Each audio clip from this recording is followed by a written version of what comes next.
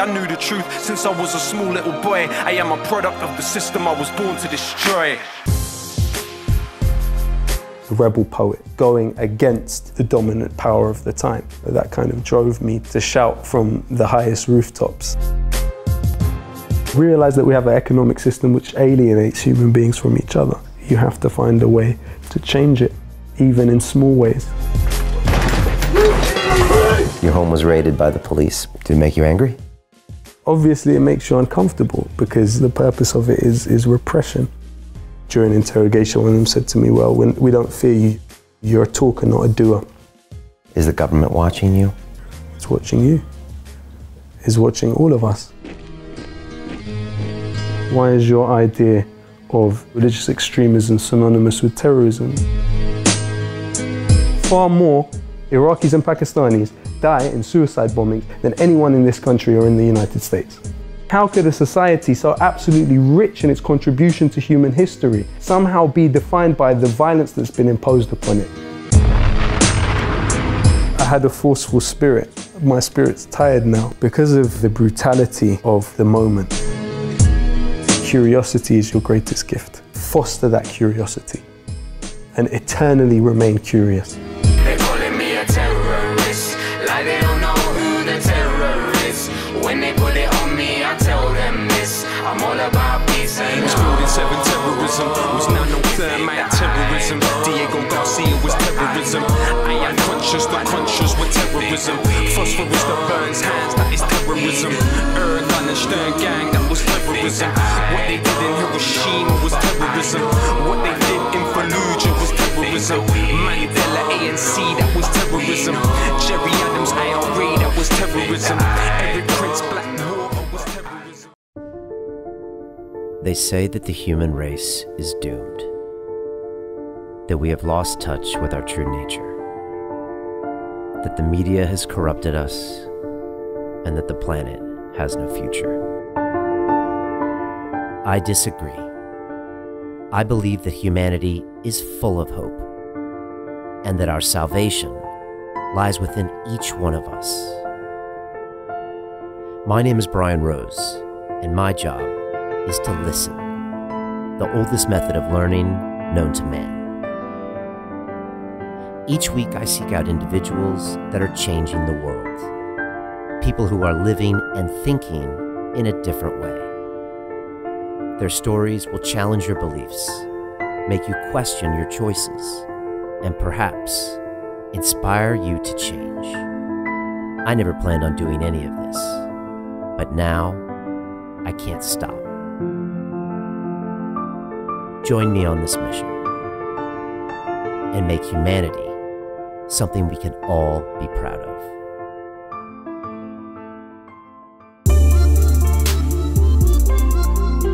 For years, we waited to speak to the hip-hop artist named Lowkey. You asked for him, and he finally made it to London Real Studios, and this gentleman does not disappoint.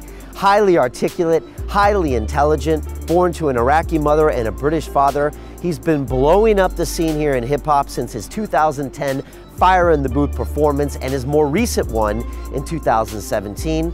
Those dates are so different because he took 4 years, completely removed himself from the music business, out of social media. He's now getting his PhD in history. We spoke about neoliberalism. We spoke about the Grenfell Tower fire.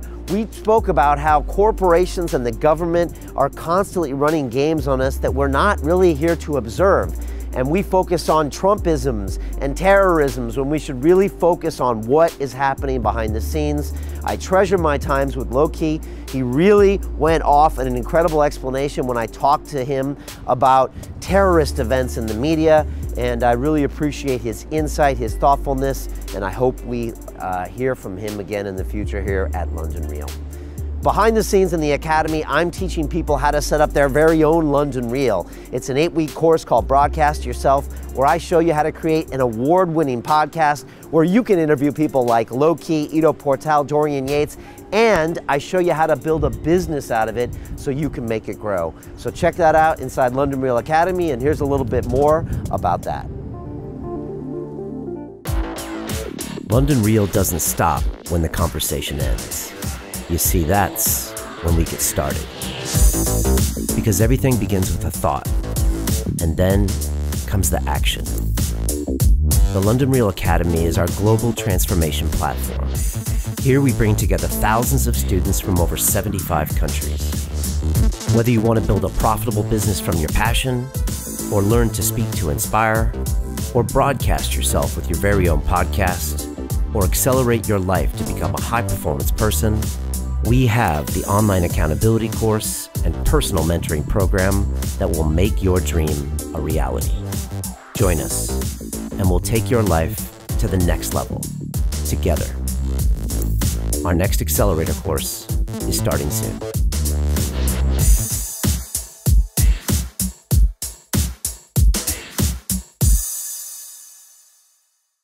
This is London Real. I am Brian Rose. My guest today is the London-based hip-hop artist Lowkey. Born to an Iraqi mother and a British father, you began rapping at 12 years old and soon after released mixtapes which gained critical acclaim for their politically charged lyrics and smooth flow. You would go on to play Glastonbury, be featured on the BBC, and become well known for your political activism. You then took a 4-year hiatus, completely removing yourself from music in order to focus on your education. In 2016, you returned to the scene by dropping tracks addressing the European refugee crisis, police brutality, and the Grenfell Tower fire in London that killed 71 people right across the street from your home. Lowkey, welcome to London Real. Thank you for having me. It's a pleasure to have you here. Thank you now, very much. After 4 years, people are going to stop asking me to have Lowkey on the show. So thank you so much for your time. No, thank you very much. And also thank you, for sharing your journey, which I think is one from moving from, and I hope you don't mind me articulating it in this way, from selfishness to selflessness in terms of your previous life. And I think that sharing that process with a huge amount of people must be a daunting thing. It also must take a large amount of perseverance, but also a large amount of generosity in order to open yourself in that way and kind of expose your vulnerability in that way. And so thank you for sharing that journey. And it's something that I have enjoyed kind of discovering. Okay, well, thank you for saying that. I appreciate it. I find that the more vulnerable I am, the more human connections I make and the more my life is enriched. So, yeah, and I encourage all of the people I meet and the people that watch the show and our students that vulnerability can be one of their greatest assets. And I agree. And I think also that one of the most ultimate acts of selflessness is the act of listening. And I think that that is really the birth of so many wonderful things. And it's something that I think, as we've spoken about a little bit before we went on air, is so emphasized, the value of listening within a society where everything seems to be at our fingertips, where we have an omnipotent like relationship with information. The act of listening, the act of humbling oneself in front of another human being and hearing their story and their perception is deeply, deeply undervalued. yeah, I say that we're teaching the art of listening here. We've got a lot to talk about, and I want to hear about your history and how you started music and what's been going on for the last 20 years. But I just finished watching a video of you that was filmed on June 15th. And it wasn't a music video. And it was a video where you had these dark circles under your eyes. And I think it's because you had been up until 9 in the morning. And it was the day after Grenfell happened. Yeah. And I didn't realize that that was right across the street from where you live. And I was wondering, especially to people in North America and the US and other countries that probably really don't know much about this, not as much as they should. I was wondering if you could tell me about that day, what that was like, and what this whole process has been like for you. Well, I think firstly it's important to contextualize Grenfell as a tragedy of regulatory bodies that were penetrated by captains of industry. So when we look at the refurbishment that took place on Grenfell and the draping of it with Celotex, the Celotex cladding, which was the equivalent, according to studies, of 30,000 litres of petrol draped on the side of the building. It took place at a time when the area in general was really under the microscope in terms of potentially being sacrificed to construction companies. It's not a process which is unique to the area, but it is a process which is particularly vicious in that specific area. You're talking about a neighborhood which exists on the doorstep of global capital, a neighborhood that exists within a stone's throw of Roman Abramovich's £125 million mansion. So what that means is that you have this attempt to extend global capital and encroach upon the social housing within the area. So according to one philosophical way of perceiving the area, it's a gold mine that's being prevented from being mined, the gold, by people that live there on social housing. And so the important thing is for the area to be regenerated. And so this was something people were active against, the regeneration of the area.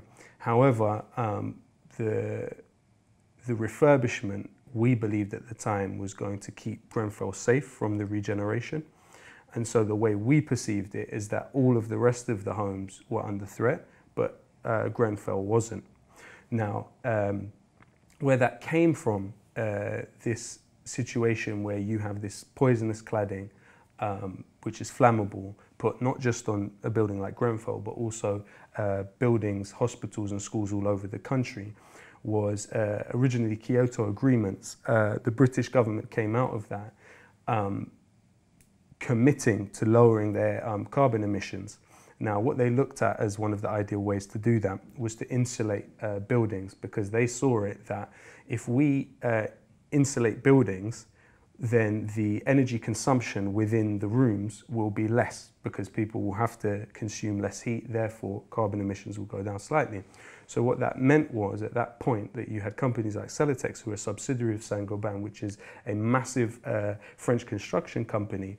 They saw an opportunity to come in and sell this type of cladding, this foam cladding, to the British government. But in this period, they also were able to penetrate the regulatory bodies, and it was something that they were even boasting about. You had Rob Warren, an employee of Celotex, post on their website in 2011 with a blog titled "Celotex Now Enters Government." And in the exact quote from the post, which was taken down, Celotex is now shaping building regulations in this country to maximize profits for our company. And so what that meant is you also had on top of that BRE, which is the regulations authority previously, was privatized in '97, and they became partly reliant on funding from the foam manufacturing insulation industry, shall we say. And so you had all of these incestuous relationships between big business and government. You had Mark Allen, who up until today is actually an advisor for Sajid Javid on building regulations. So what that meant is, in the year of 2014, you had the refurbishment that included the demolishing of a green space by Grenfell, and the replacing of that area with a new school and academy, and also the demolishing of the car park, which was outside Grenfell, which, you know, the fire services said, look, this is going to prevent us being able to have access to the building in the situation of a fire. You had the cladding put on there, you know, and this is post Lacanau fire, which was in Camberwell in 2009, in which 6 people died, and the coroner's report afterwards said, look, you need to address this issue of flammable cladding on buildings, and also you need to retroactively fit sprinklers in these big buildings that have this cladding on. It would have cost around £130,000 for them to retroactively fit the sprinklers in the building. Bear in mind, this is in the same borough when they've just announced the £370 million refurbishment of Buckingham Palace. You can kind of see the underlying issues which are here. Yeah. So now, and at the time, you thought the cladding might save Grenfell, because this is one of the richest boroughs in the country, and the gold mine you're referring to is the real estate and the value of that. So obviously, it looks as if the developers would want to get all the social housing out, build, and at the time, you're thinking, wow, maybe this will actually keep the social housing here and the community here? No, we were thinking it would keep Grenfell, specifically Tower, safe from being demolished, because the rest of the place, the only reason the council have backed off on demolishing the rest of the blocks now is because Grenfell happened. It's the same as the only reason they've backed off on selling off the library. They've made a concession of that. They were going to do that before. They sold off the youth centre. They've sold off the college. The only reason they've done a few concessions, which are only temporary, and that's quite important that people are aware of that this situation is something that's going to come up again and again and again, but what will be different is whether the community has the visibility that we've had for the last 6-7 months. Okay. So the point is that on that night, I looked out the window around 1:30 a.m. and saw that the building was on fire, and the fire was spreading in an unnaturally fast way, and went down onto the street. And, you know, none of us really slept properly for the next few days. We had bits of the cladding in our hair. The smell was everywhere, and death was and is ubiquitous, actually, in the area now from that day onwards. Was it very difficult to be on the streets and watch that happen and know that, like, you didn't know what was happening there, but you had to assume that people were dying? And we saw them. We saw people calling to us from the windows. I think this is one of the interesting things about London, is it has a history of fires to an extent which is, some would say and some perceive to be unnatural. Moreover, the extent to which, say, during the Blitz, when the Germans were bombing London, the Nazis were bombing London, of the areas they bombed, Ladbroke Grove was included, you had this phenomena of people coming and watching the spectacle. And I think that within that spectatorship of suffering, there is a philosophical dilemma.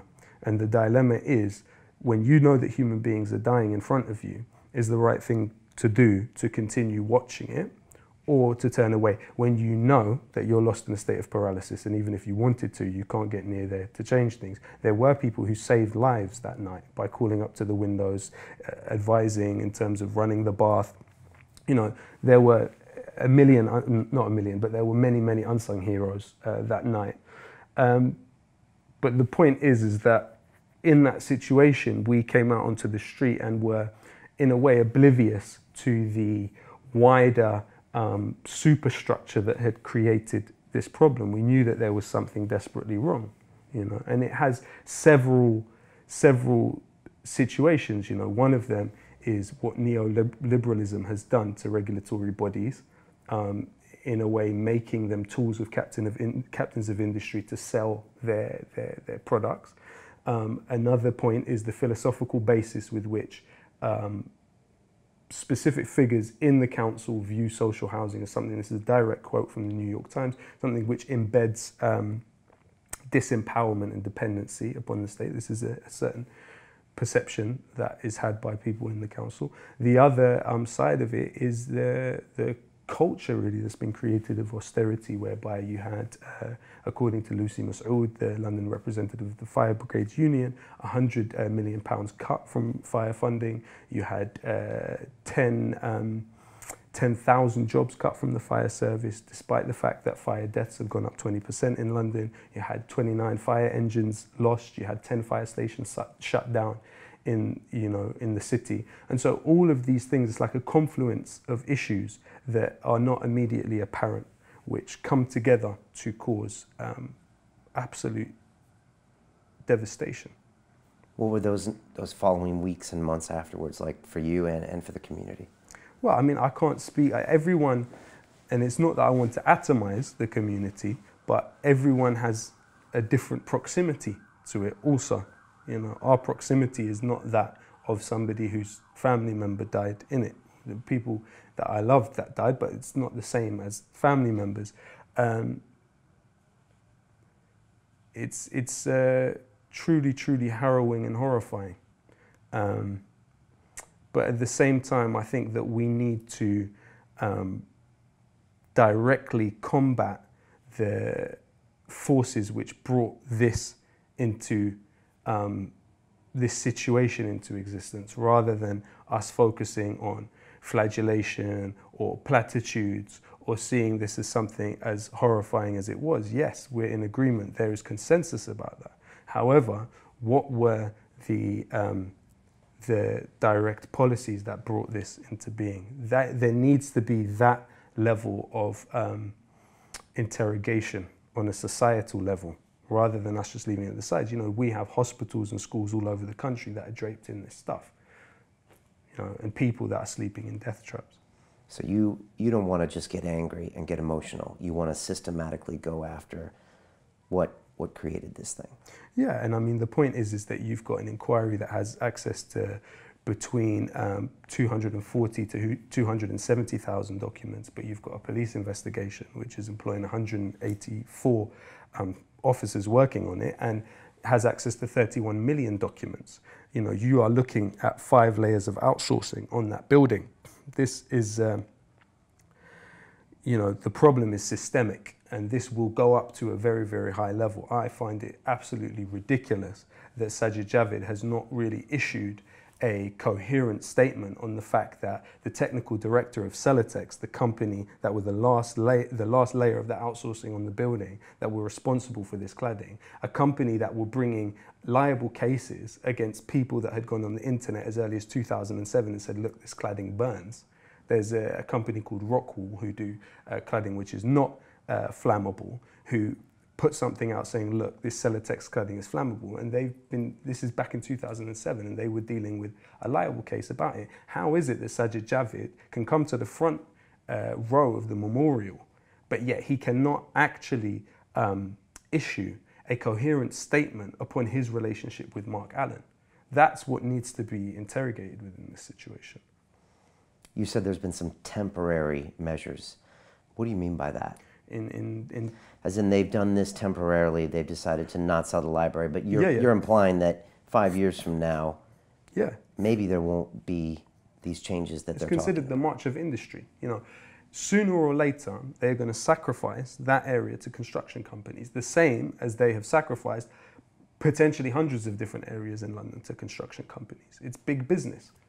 You know, that we are rendered ants in this equation as people that live there, but at the same time, ants do have collective power. So it's ways in which we can kind of negotiate and contradict those waves of power. Why is that community important? Why are the people that live there and the history, why is that important and important to London?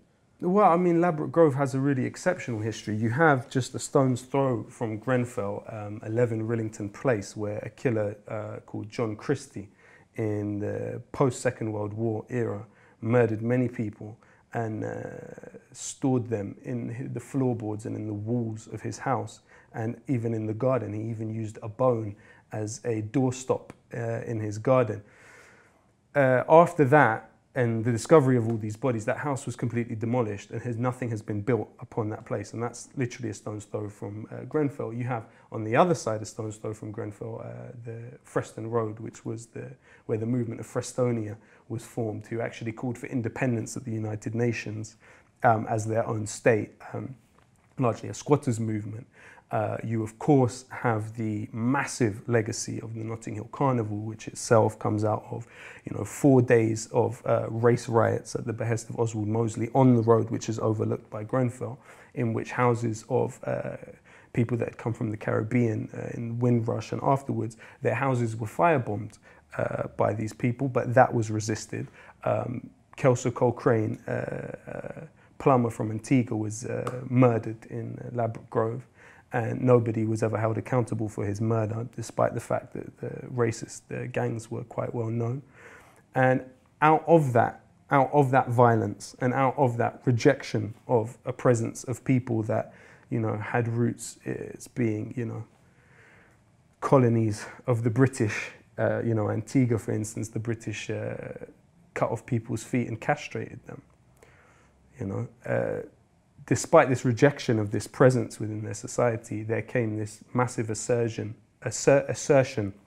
of Caribbean presence in London, which is the Notting Hill Carnival. So it has a legacy of turning tragedy to triumph, of turning personal tragedy into collective power. And so I think for that reason, Ladbroke Grove has a really unique place in the history of this country and also the history of this city. So we need to keep it around to remind ourselves of our culture, of the history. And that if we turn this place into, you know, a Canary Wharf and just mow it all down and build buildings, then we're going to lose part of ourself. I mean, it already has largely. You look at, say, the Mangrove 9 is a very, Frank Critchlow, a very well-known case in this interaction between the newcomers and the state. And, you know, in the place of the Mangrove restaurant, you now have Boom Burger, which is, you know, an example of appropriation by the people from here of a culture of people coming in from outside. You have Falafel King next to it, which is owned by an Israeli, you know, and this is Palestinian Arabic food. So the culture of appropriation, of building on top of it another version, and homogenizing the population. This is a process which has already taken place and has been taking place in Ladbroke Grove for at least the past few decades. I agree, it's something that we should mobilize around defending, but unfortunately I think it's more a case of us historicizing and narrativizing that process than really necessarily being able to stop it in a major way. Your song, Ghosts of Grenfell, how did that happen, and the video, and what was your thinking behind that? Well, really, the process that I went through afterwards was trying to find a way to, you know, on an individual level, do something that was cathartic, but at the same time, I wanted to forge a coherence and a cohesiveness within the community in a modest way. But also it was my contribution to a wider trend, which was the pushback to what happened. So where you have public space being privatized, you actually have a counterculture of space claiming going on in the area as we speak. And so I would view that song as kind of a part of it, an attempt to bring distant decision makers directly face to face with in some way those afflicted by their decisions. Because I think as a society becomes increasingly complex, as our society does, you know, it's probably the most complex society that has ever existed, what there then comes is big gaps between human beings and the results of their actions. So you can make a decision today and it can affect someone a year later in a very drastic way. And so it leaves more space to obfuscate responsibility. Now, through the song, we're attempting to achieve something which, you know, in the physical realm is possible, but to a lesser extent. And so really that's what the song was about. You know, and now we're in a situation where 17 Conservative councillors have resigned or been deselected and not going to stand in May. So I think that if you look at the song, and that's not to attribute that to the song, but the song is part of something else, which is a cultural movement, which encompasses many different elements. And you specifically put the victims right in front, their faces right throughout that video. Yeah, I mean, you run a risk, you know, in some way that can be seen as a kind of pornographication of trauma. And this is something that I kind of deal with. I think we, in this era, have increasingly pornographied almost everything, whether it's violence, whether it's crime, whether it's wealth, whether it's poverty, especially on where you're vying for people's viewership on YouTube. There is this tendency to pornography things. And so I'm quite conscious of the potential pitfalls of doing something like that. You also run the risk of, you know, people don't necessarily want that done with their loved ones. They don't necessarily want those pictures you know, they wish it never happened in the first place. So anything you do with it could, you know, not necessarily be received in the best way. So I think it's hard, and it's important to try and be as sensitive as you can with a situation like that. Were you happy with how it turned out? I would change some of the lyrics. So I would change the lyric where I say this corporate manslaughter particularly will haunt you, now hear them scream, because corporate manslaughter entered the lexicon of this tragedy early on when David Lammy suggested that this is what had happened. I don't necessarily disagree with him, but the point is that legally, corporate manslaughter would give impunity to individuals, and it would just be the corporation, in this case, that would pay a fine. So in the case of RBKC being considered the corporation and then paying a fine, what that would be is the money of the citizenry being paid to the government, and nobody would be held accountable for it. You'd have people like Robert Black, people like Rockfield and Mellon. You know, these people would get away scot-free when that's definitely no semblance of justice, and that's definitely not something that people in the community would be receptive of. So when putting the word corporate manslaughter in there, I was thinking about it conceptually. I wasn't thinking about it legally, about the legal implications. So I would change that. Mm. You are missing from that video. Yeah. It says a lot about your whole career. That's what it says to me, a lot of things. Why aren't you in there? Several reasons. I can't just simply say it was an artistic, aesthetic choice. I was actually not in the country at that time. I was in Jordan. You know, and the people behind the video, Film Pill, they worked very hard to make it happen. People in the community worked hard to make it happen. But I do think there's also something to be said for the, on one hand, the death of the ego, the death of the self, the perception of, in a way, I think Lowkey, the name Lowkey, is in a way part of that, because I think it's, in this age, we're peddled the idea that there is a permanent version of ourselves within us. And I think I more subscribe to, you could say, the Buddhist conception of the self as something which is not a permanent, set in stone, ego-based being. And so I think the more you can do things which kind of, especially in this age where visibility is, you know, young people are having it drummed into their heads that visibility equals self-worth. I think that finding ways in which to make your points and to not necessarily feed the sort of self-consciousness that comes with all of this stuff, and the investment in the big I am, you know, to be kind of cognizant of that process and feed it as little as possible. Yeah, it made sense that you weren't in there, and I thought it was very powerful that you weren't. Thank you. What do you think when the Queen and the royal family come by Grenfell, like days afterwards? What do you make of that? Because I'm sure you have various feelings about that.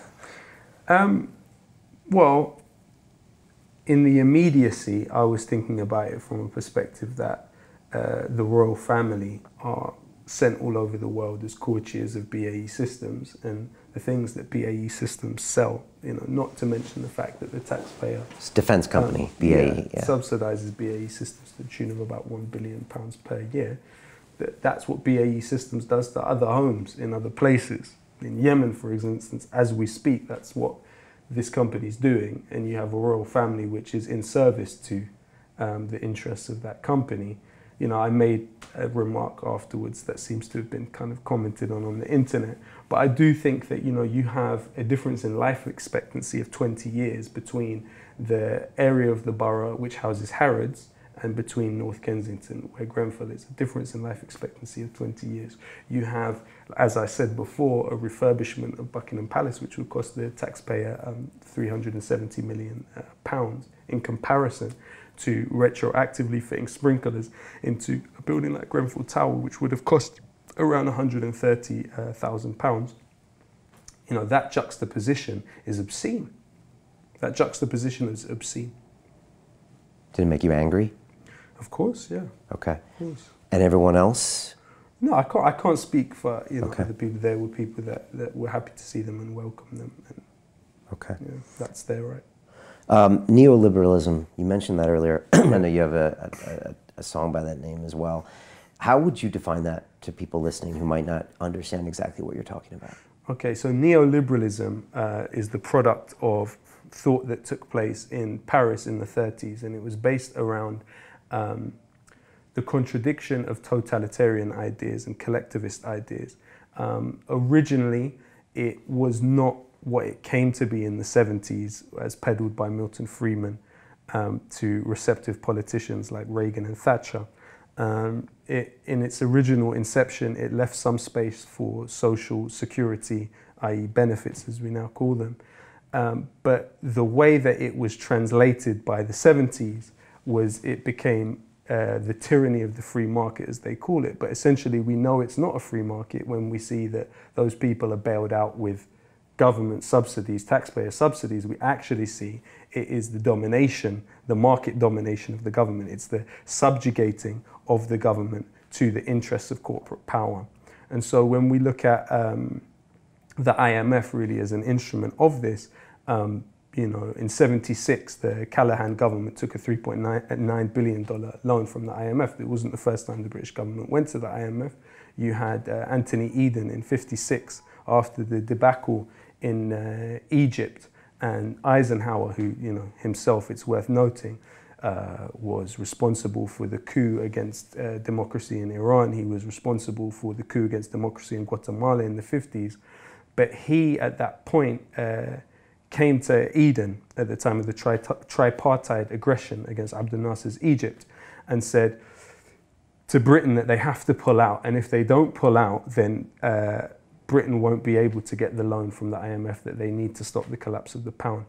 And so when Callaghan, if we fast forward to '76, took the loan from the IMF, what that meant is that the IMF, whenever a state takes loans from it, they come forward and have these SAPs, so these structural adjustment projects, whereby they say, okay, this element of your state function needs to be privatized, this element of state function needs to be privatized. And so what happened was you had, you know, while Thatcher and Reagan were the implementers of neoliberalism from the political class, the harbingers of doom were Jimmy Carter and Callaghan in this regard, because they paved the way for those decisions by Reagan and Thatcher.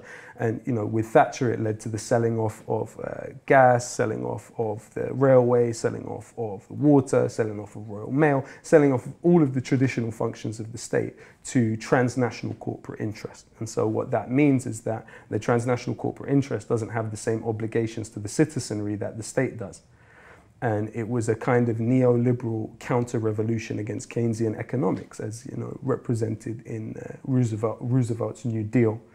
And you know, in a way, the state committed suicide in slow motion. And I think that that's the development that we've seen, and that's what neoliberalism represents. And Grenfell's a product of that. Precisely. Right, because the corporates pushed the agenda, the Blair administration wanted to promote building, and the regulations were lowered, and all of this happens.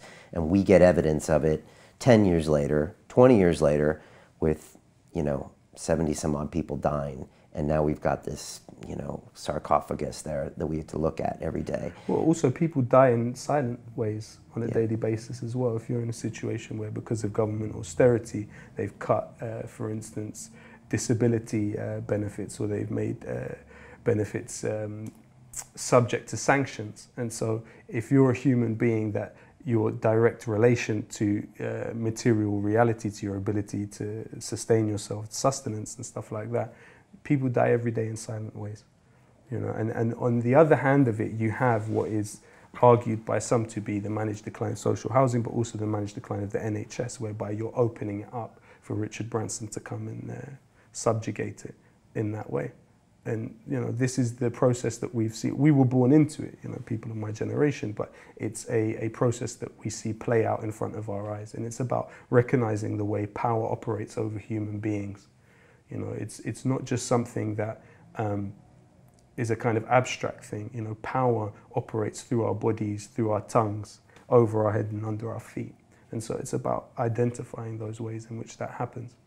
And keeping an eye on it, and trying to check it, and raising your voice. And what it means is that we absolutely continuously have to keep checking corporate power and keeping tabs on it. You know, you look at Carillion, for example, you had them sending out profit warnings to their shareholders, many of their shareholders leaving, but yet at the same time the government were giving them billion-dollar contracts for essential functions of state. So you're talking railways, you're talking hospitals, you're talking about prisons, you're talking about even the military. They were still giving them billion-pound contracts, even while a lot of the shareholders were leaving. You had Philip Green as an advisor to Theresa May and David Cameron on corporate responsibility. It's about an incestuous relationship between corporate power in the state. And it's one of the things that, you know, Eisenhower, for his sins, in his exit speech, he actually mentioned the domination of the military-industrial complex. Being, you know, he coined the phrase the military-industrial complex. Originally, he wanted to say the military-industrial congressional complex, but he took out the congressional complex part of it in the end, you know, but the fact that he wanted to include it in the sentence was an acknowledgement of the extent to which members of Congress were also, as the political class, kind of involved in this subterfuge, you know? Mm. I know these names of these companies you speak of because I used to work in the city as a banker, and I know Saint-Gobain and I know BAE Systems because these are big companies. And so most people have never heard of those. And this is the point, is that within all of these stories, there's human beings whose lives are lost by the wayside, who, you know, the corporate media are not going to want to tell us their stories. The corporate media are not want to focus on this micro example of somebody that has been harmed by British taxpayer money and the royal family being turned into courtiers of this company, what that means in a direct material way. Because this is the other thing with, as I was saying, when societies become more complex, they also become more brittle, but it means that the gaps between action and the effects of the action are far wider than ever before. And so I think that's the place that the poet potentially can step into, to say, well, actually, let me introduce you to this person. You know, this is a human being that in some way has been harmed by something you've done. Meet this human being. So I think it's an interesting, it's a facilitator of that meeting that the poet can play. Is that what you consider yourself? I try to, yeah. What is a poet? It's a big question. I mean, I think I would place myself, I choose to place myself upon the lineage of someone like Aziz Ali or someone like a Jawahari, people that constantly saw their role as going against the dominant power of the time. Because you also have the potential to be a sycophant as a poet. You have the potential to be a court poet, you know. And I would rather die than do that. Can you take me back to Carnaby Street, Real Deal Records? Deal Real Records. Yeah, You're 12 years old? I wasn't 12 when I first went, I was 17. 17? Yeah. Okay. Yeah. Can you tell me a little bit about that guy? I think I was a product of a narcissistic society. I think I was hungering for validation. I think I bought to some extent into what I consider a kind of Gilgamesh complex, where the story of Gilgamesh, if you're familiar with it, after the death of his friend Enkidu, who, you know, when they first met, they had done battle physically, but then they developed a friendship. And when Enkidu died, he realized the kind of sorrow of mortality. And so he took it upon himself to search for a way to transcend that human mortality. And I think when you look at and you trace human thought, so many of the things that humans have done over thousands of years of existence, especially following the cognitive revolution and also following the invention of writing, because writing, obviously the majority of human history is read through stone, but writing opened up a new possibility for human existence, whereby you could commit yourself to a page that would exist longer than you in the physical realm, shall we say. And so I was imbued, I think, in some way with this idea that to immortalize myself was to kind of go beyond humanhood. You know, this is something that, of course, I was in no way, shape or form conscious of at the time, but it's something that now maybe I back project it onto myself in my teens at that time. But I felt, you know, a hunger to be heard and also for validation. And so that kind of drove me to, you know, to shout from the highest rooftops about pretty much anything that came to mind with very little critical thinking. You know, and it's actually something that I probably would warn young people against, because visibility does not equal worth. You know, they say that the unexamined worth the unexamined life is not worth living, but at the same time, I think that you should give yourself time to really think about what it is that you think. You know, it's like Confucius says, thinking without learning is thinking without learning is useless, but learning without thinking is calamitous. And so I think what I was doing was I was thinking without learning at that stage.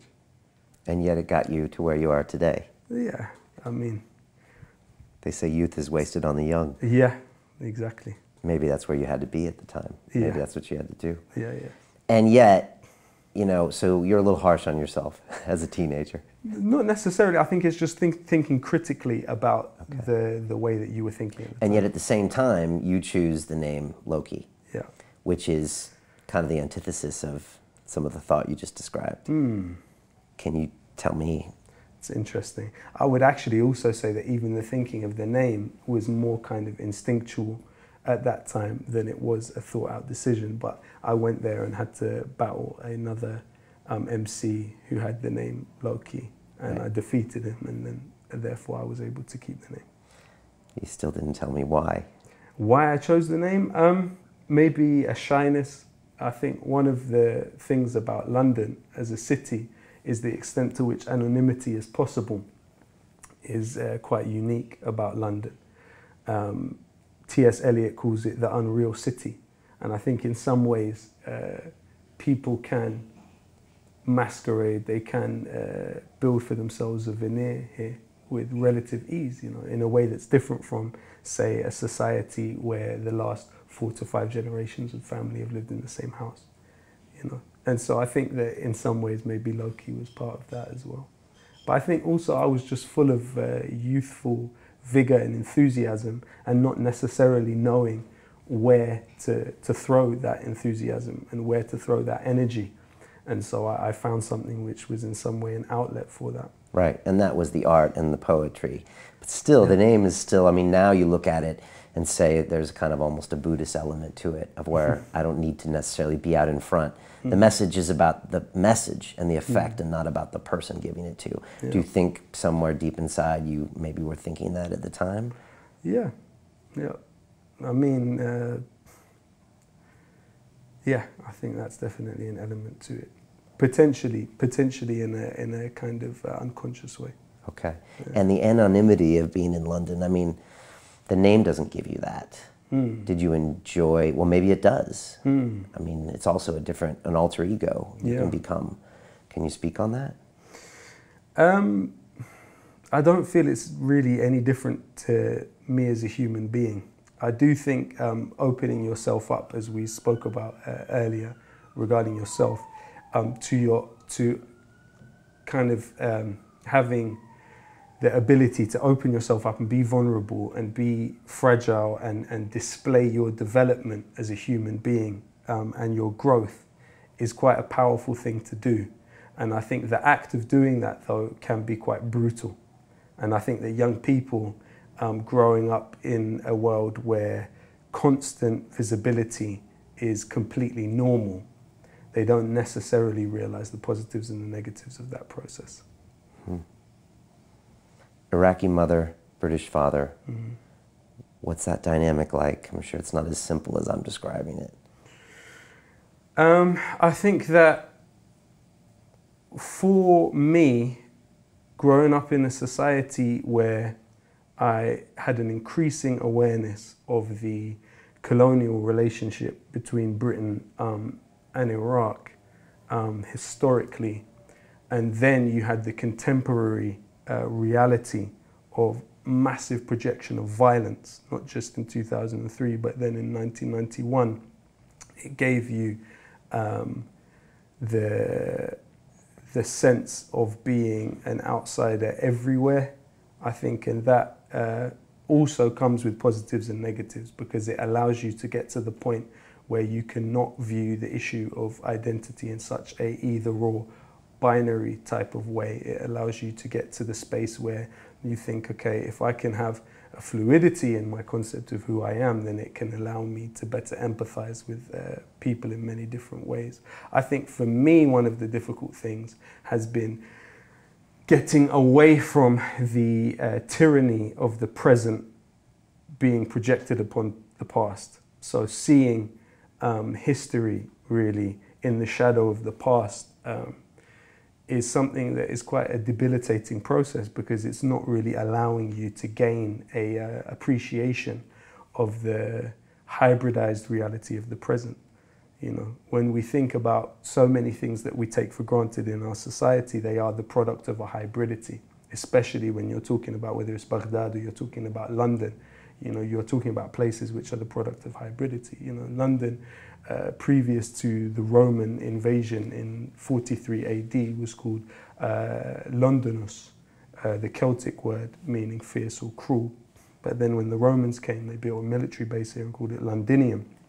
You then had Vikings, you had Anglo-Saxons, you had Normans in 1066. You know, you have a history of hybridity in this country, even as far as, you know, at the point when England was a heptarchy in the 7th century. You had the Anglo-Saxon king Offa of Middle England struck a coin which had written on the coin La ilaha illallah, because he wanted to trade with Baghdad at that time. So the extent to which places are enveloped within each other, that identity is relational, that human beings are interconnected. I think that when we look at etymology of words, when we look at history in a way that is, where if we can extract it from the dominance of the present, then we can build a greater appreciation of the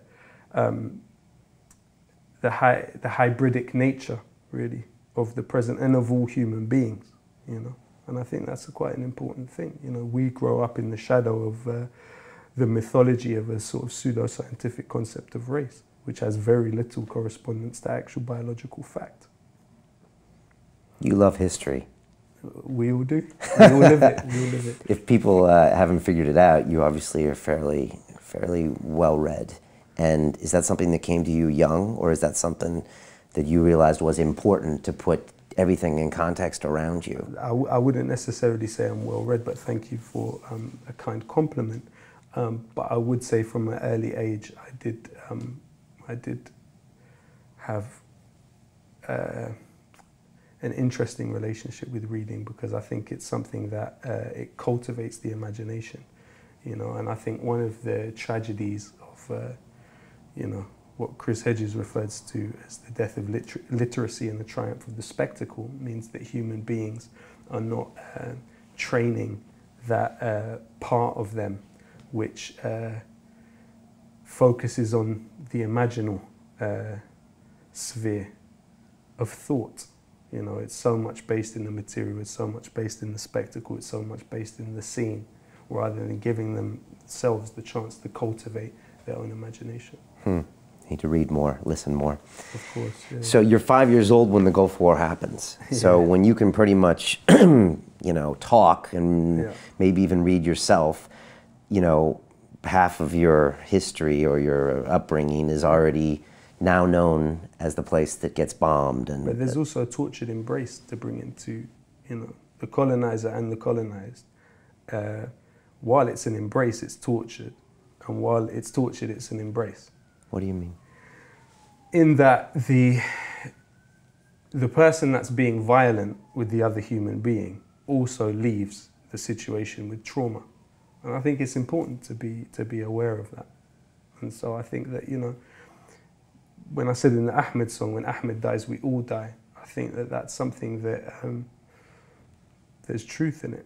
Maybe truth with a small t and not a capital T, not a dominant truth, you know, because of course what is truth, but there is a truth in that. I think that's a hard concept for people to understand, because you have to go a little deeper. You have to get away from your immediate reactions of victimization or anger, and then think, oh, maybe there is a trauma when America does all these things to their citizens or to other countries, that maybe they live with this guilt and trauma, and it comes back in other actions. I haven't heard many people talk about that, though. Well, it requires an acknowledgement of the interconnectedness of human beings. Growing up, how did this shape you? I mean, anything other thoughts on that, with mom being this and father and dad being this, or was it an identity issue? How did that change? How did that make who you are today? Well, the way that it now translates to my conclusions about things is that I don't necessarily subscribe to this idea of the purity of belonging, in that there is any such thing as a pure anything. You know, if you look at the history of Baghdad, when Abu Ja'far al-Mansur built the city, Medinat al-Salam as it was originally called, he brought people from Khorasan. So he brought people from, you know, what is today, you know, considered, Persian people. So even within that mix, you see that this idea of any type of pure being is actually an impossibility, and more often than not, it's weaponized and instrumentalized by a state power to try and, you know, because I find interesting in this country the way that you have a political class that can sell off the railway to a German state company and can sell off all functions of the state to foreign state companies. It's the same group, so it's the same Tories that will peddle in this idea that you should care about your meat, for instance, having a Union Jack on its packet, or you should care that your apples have a Union Jack on their packet, because somehow it has to do with this identity that you're supposed to subscribe to. And I think in times of permanent war, identities become sharper and sharper. And so I think it's allowed me to kind of liberate myself from that. Okay. And also from boxing people within those categorizations and seeing them as defined by that. You used to rap with an American accent. When I was 12. Say. Yeah, when I was 12. When I started. What were some of your hip-hop influences? And that probably started off a long relationship with America. And where has that gone for you? I think for me it was a product of cultural imperialism, of looking at this society as, you know, because it was also the most visible, you know, in English language, certainly then and probably now. It's the most visible. You know, the second biggest export of the United States is Hollywood after arms. So it's on that level, you know, the ubiquity of images of, you know, the accent. And so we kind of took after it and kind of copied it in that way, without thinking critically about what was happening, but I was only 12, so. Okay. Early hip-hop influences and later ones? Okay, so I would say that I really liked Ice Cube, I liked Ice-T, I liked Dr. Dre. Why those guys? Because of the rebellious nature of that particular period of their musical output. Ice Cube is quite historical. He has some very deep messages. He does.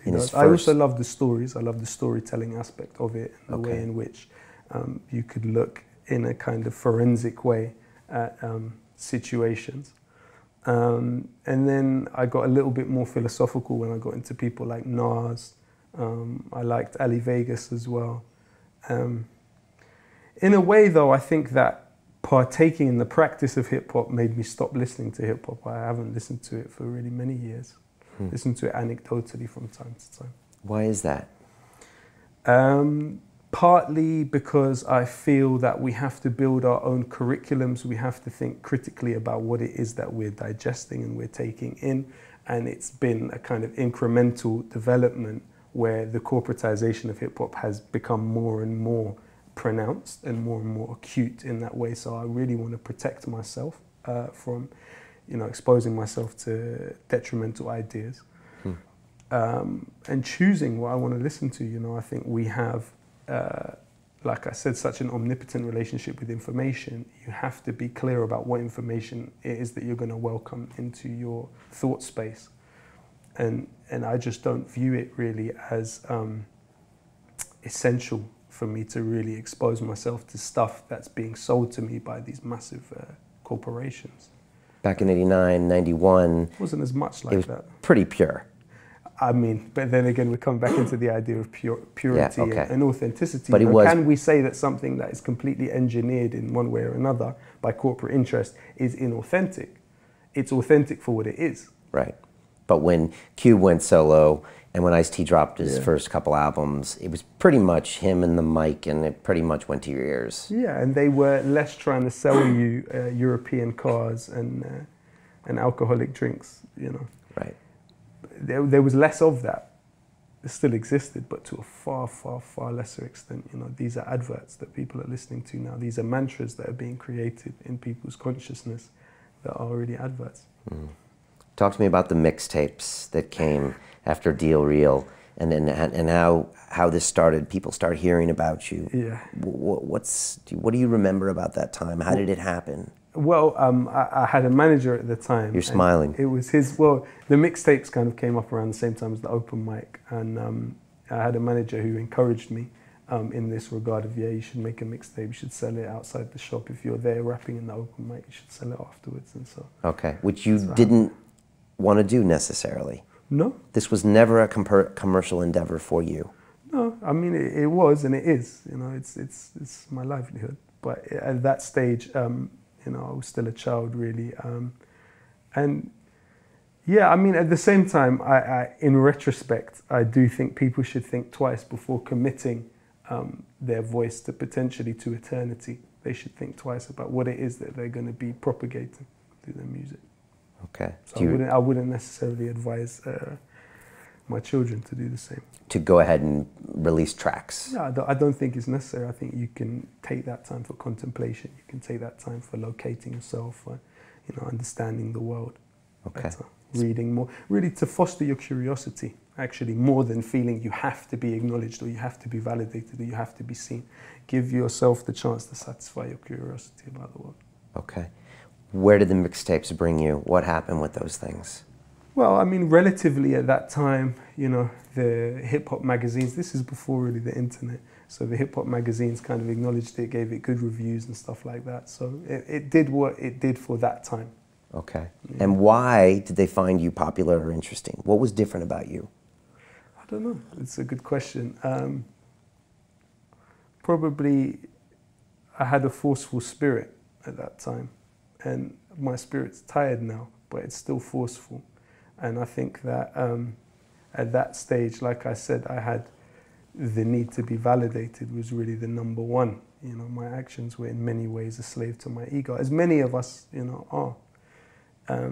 Now I would consider myself far less so. Why is your spirit tired? You had 4 years off. Because of the brutality of the moment. Historically, politically, I think my naivety allowed for a certain level of optimism. You know, I'm not an optimist, I'm a possibilist, but the parameters of possibility seem smaller today than they were then. I think exposure to consecutive traumas, exposure to an intimacy with death that I didn't have at that point, inevitably it will lead to a kind of a sense of impending doom and a haunted future. And I think that, you know, I think if you don't have a sense of a haunted future at this stage, you know, when you have 97% of scientists that work on the climate, you have NASA, you have the US Army, you have ExxonMobil, actually in consensus that the carbon emissions that we are creating, that our civilization is creating, are leading us to a stage where organized human life as we know it may not be possible to the extent that we're used to. You know, you can't help but think, if you think generations ahead, you can't help but worry, you know, and you can't help but feel that these things are really important and need to be resisted. And this stuff weighs heavy on you. Of course. Yeah. Of course. And sometimes that sense of optimism, if you hold it for too long, it can drain you. Yeah. Yeah. I mean, also we are in some ways victims of the happiness industry, which is constantly pumping at us ideas that, you know, it attempts to transform economic and social problems into psychological and emotional problems. So you can be happy regardless of these overarching superstructures which exist, you know. And the fact is that we are doing the work of intergenerational 100 years work. You know, when you look at, say, the Levellers, and you had Oliver Cromwell and the Putney debates, they were talking about universal suffrage, right? This was the 1600s. You had the Peterloo Massacre in the 1800s. You had the Chartists. William Cuffey was sent away to Tasmania, was exiled. You had Tolpuddle Martyrs. Suffrage in this society, for men and for women over the age of 21 who were not landed gentry, was not granted until 1928. You know, and of course women had the right to vote in Azerbaijan before they had the right to vote here. You know, this was from the 1600s to 1928. This was the work of, you know, and that's not to kind of depict this society as an ideal society. I don't have that chronological arrogance, as C.S. Lewis called it. I perceive these things as generational struggles. And so the things that I'm spending time thinking about and struggling for in my life are very unlikely to be ameliorated or fixed within my lifetime. So it's that knowledge that you're planting seeds for a tree that you won't be able to sit in the shade of. But you're okay with that? It's not a matter of being okay or not okay, you just have to accept it. And do it, because you take action. You put these tracks out there, you make these videos, you make these statements. I mean, and organize, you know. And that's the important part of it, is these things are part of a wider political organization. They don't exist in a vacuum, you know. It's not just the images on the internet. It's, you know, you are a component of a wider social struggle. You are part of that, and you are an organizer. When you create that music, yeah, right. You are a component of that struggle, and I think that it's important that you link yourself and connect yourself to those movements. Right, and you don't want to just make music and make videos. You want to organize movements and make change. Yeah, and I view it as a tool. I view the music as a tool. Yeah. For that purpose. Just want to go back a little bit to '09, dear listener. I just want to kind of find out, like, you know, that was the full release. That was when we finally got kind of an album from you. When you look back and listen to that, you know, what do you see, and was that an important part? Again, I think it was rushed and lacked clarity. Okay. You were trying to get the voice out. Yeah. Making egoic moves. I think so, yeah. I think so. But I think it's important that you find a way to know your convictions and to have clarity about your convictions and know that what you're doing serves a specific purpose. Okay. And at that time, it was music for music's sake. Okay. And it did serve a purpose because it got you a platform and it allowed you to make more music. Yeah. And do other things. Yeah. Okay. You're not convinced. Okay. Palestine. Yeah. Why? Why Palestine? Why are you interested? Why are you an activist there? How did this come about? Well, I think if you look at the history of the Palestinian tragedy, it was something that in 1948 encompassed Iraqi people in one way or another. In '67, it also involved them in one way or another. And I think in some way I inherited a trauma in that regard to the planting of a colonial settler entity in Palestine, and the ramifications for the planting of that entity, what that led to millions of refugees, that led to, you know, in the direct act, it led to 750,000 refugees, but those people have proliferated massively and there's been more and more displacement of people. I also think on some level that when you are in a diasporic situation, you look at sort of symbolic and emblematic causes to define your identity. And I do think at some level and at some point, part of it was about defining myself through that. But, you know, it's an ethno-territorial struggle.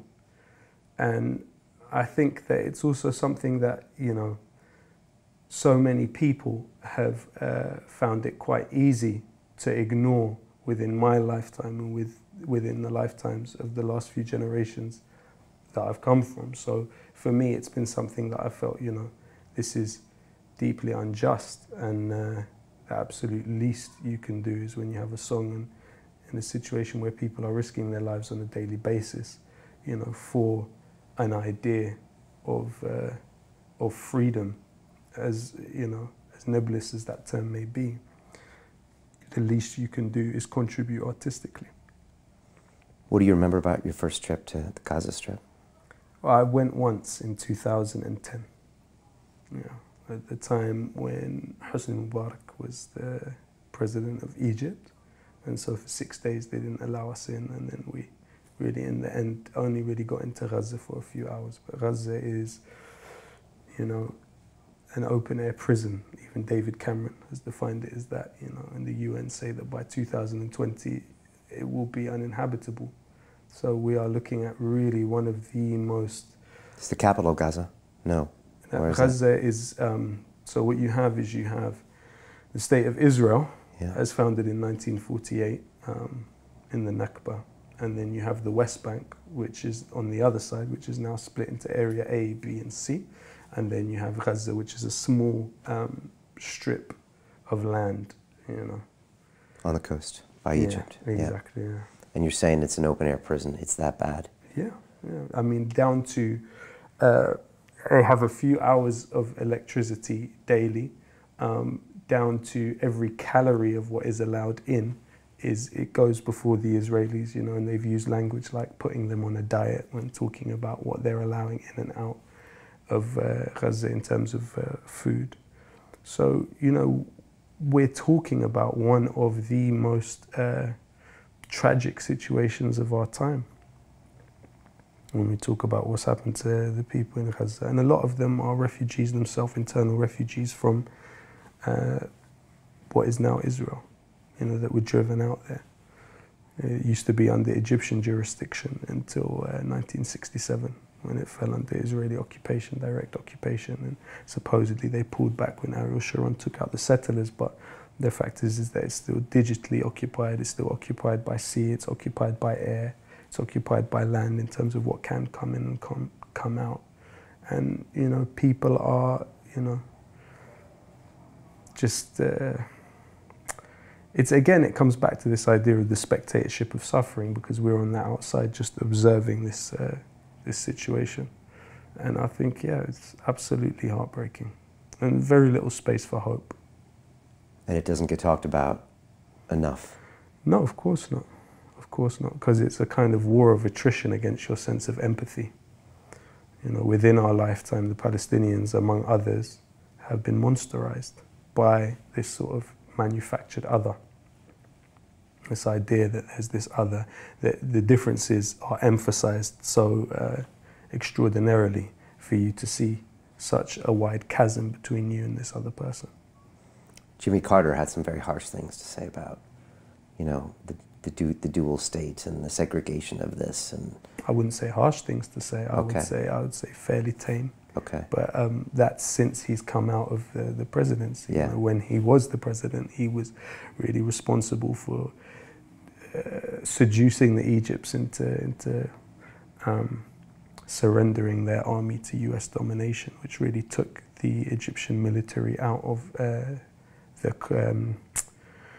equation with Israel, you know, and to turning them into a client state of Israel. And so now they are the enforcers of the siege of Gaza to this day. You were detained at Ben Gurion Airport for a while. What was that like?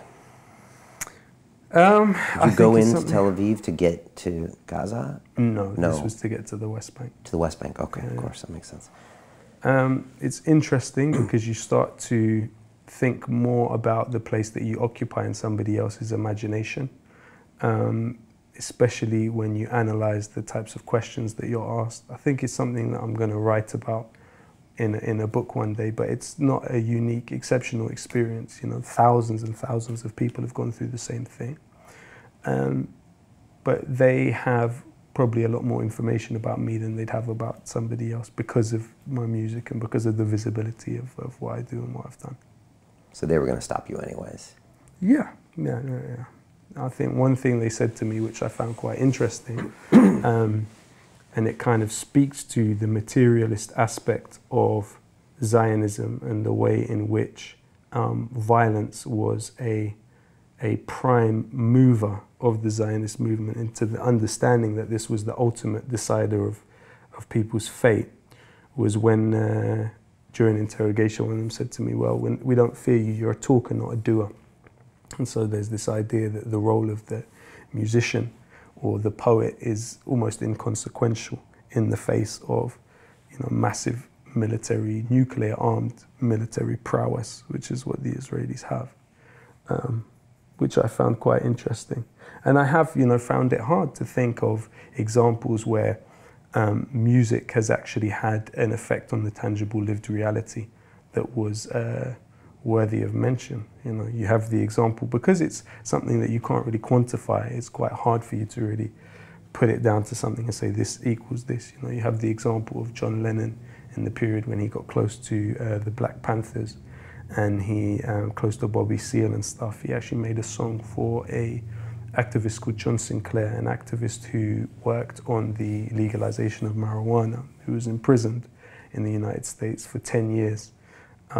And John Lennon made a song about it, and a few days later, because of the uproar, it seems, the decision was made to free John Sinclair. So you do have examples where music can play a role, but I think it's finding a way to maintain faith that what you're doing is not just superfluous navel-gazing, and is actually contributing in some tangible way to improving the lived reality. Yeah, it's a bit of a nihilistic way to look at what you do. But I think all of us, if we're, you know, we've seen the emergence of so many nihilistic movements within our lifetime, and we understand where that nihilism comes from. It comes from a despair. It comes from a despair. Do you really think that Israeli interrogator believed what he said, or was he just getting under your skin? No, it was a statement of fact. Okay. It wasn't that he believed what he said or he was getting under my skin. It was a statement of fact. The creators of culture and cultural ambience do bother them. You do have precedents where Golda Meir in the 70s, they assassinated Ghassan Kanafani. They assassinated other figures who it was clear were not involved militarily in any way, shape or form, and did not have any relationship to even military training. These were people whose weapon was the pen, and they were still assassinated in the 70s campaign by Golda Meir. So you do have that, but you know, today, it's not the same. It's not the same. Do you hate Israelis? That's an interesting question. Do I hate Israelis? There's an interesting book by Ghassan Kanafani. It's a short story, called Return to Haifa. And in it, he talks about a family that were driven out in 1948 from Haifa and forced to leave. And in that situation, they left their son in a cot in a house. Now that 6-month-old child was raised by a family who had left Eastern Europe, and they raised him. And so to the family that left him, his name was Khaldun, but to the family that raised him, his name was Dov. And the idea is that he was raised, for all intents and purposes, an Israeli unaware of his Palestinian heritage. And the short story is about this couple's return to Haifa, which is enabled by the annexation of the West Bank in 1967. And they find him and they meet him, and they see the way that this human being has obviously been brainwashed, but been socialized into being a soldier, you know, in the Israeli army, and that he was, you know, their son, and now this is what he is. I think that speaks to the way in which identity is quite a fluid process.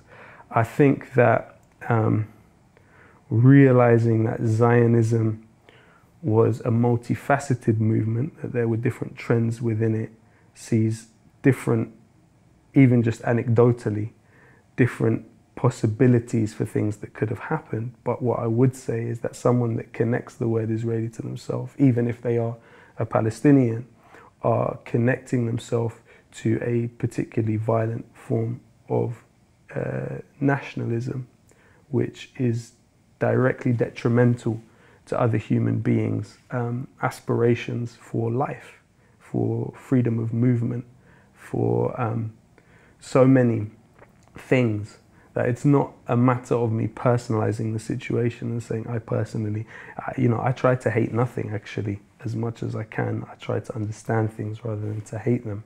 But it's also an understanding that, this is an entity which implanting that entity where it was implanted meant disastrous consequences for many, many human beings, And if someone associates themselves with that entity and that nationality, they have to take responsibility for the actions to a certain extent. Not necessarily responsibility, but at very least, I would try and impress upon that person the juxtaposition of their reality, so that where they exist with this, identity and passport, which gives them access to certain things, there are those who are disqualified and excluded from that process, who don't have access to other things, and it's because of the manufacturing of that entity. Probably a lot of trauma there. There is a lot of trauma there in many different ways. I think about the Iraqi Jewish community as some of the Jewish victims of Zionism. And what do I mean by that? You had Nebuchadnezzar moving people from Jerusalem around 500 AD and dumping them in Babylon. And the Iraqi Jewish community, a lot of them go back to that point. So their presence in the country is traceable as far as they would argue to that point. Now, what you had during the Zionist movement was the idea, and Zionist emissaries in Iraq actually used the language of human material. They perceived, to some extent, the people that were coming from Eastern Europe, where you had, in the days of Auschwitz, 12,000 people being killed a day, being burnt a day, and their fat being used for soap and their hair being used for pillows. The people that were coming out of that situation, surviving from that situation, being referred to as bad human material. Yet the people that had existed in Iraqi society, and you had the Sassoon family, Vidal Sassoon, you had the finance minister in the 20s in Iraq was a member of the Sassoon family. They had relatively existed in affluence, really, shall we say, to the experience in Eastern Europe. So it came to 1951, and you had the necessity of importing these human beings from Iraq to quote-unquote Israel. Now, at that point, there was an agreement between the Iraqi Prime Minister at the time, Tawfiq al-Suwaidi, to pass a law, which was the denaturalization law, which would allow Iraqi Jewish people to let go of their citizenry, their citizenship, and board a plane which would take them to Israel. Now, they couldn't persuade people to do it. People were refusing to do it. Now, what followed that period was a campaign of bombs placed in positions of importance to Jewish people, from synagogues to cafes in Baghdad. Now, the United States, the Brits, and the Iraqis had a consensus that the cause of this campaign was Zionist mercenaries. It was not completely different from a campaign that was later launched in the 50s in Egypt by Levon, who was the Minister of Defense in Israel, against the Abdel Nasser government in order to cause a wedge between Egypt and the United States at that point. So there are those that say it's very clear that the people responsible for this campaign in Iraq at the time, in order to encourage people to leave, was the Zionist Secret Service, really, at that time. And so you had many Iraqis then eventually leave, over 100,000 or so. When they got to Israel, they were placed into camps and sprayed with DDT, and they had to protest in order to be given housing. So you see, and there's Answer Baghdad is a beautiful documentary that I would recommend to anyone, called Forget Baghdad, about the Iraqi Jews who are now in Israel and feel this nostalgia for an Iraq that they lost and that they can't go back to, because of the relationship.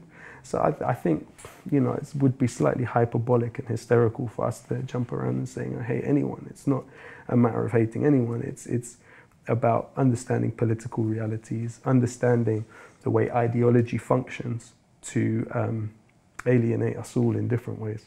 And you talk about trauma. I mean, there's trauma from World War II, there's trauma, you know, displacing people, there's trauma, but the offense they make, I mean, you know, trauma goes all sorts of different ways. Yeah. Do you think some of that builds on top of each other?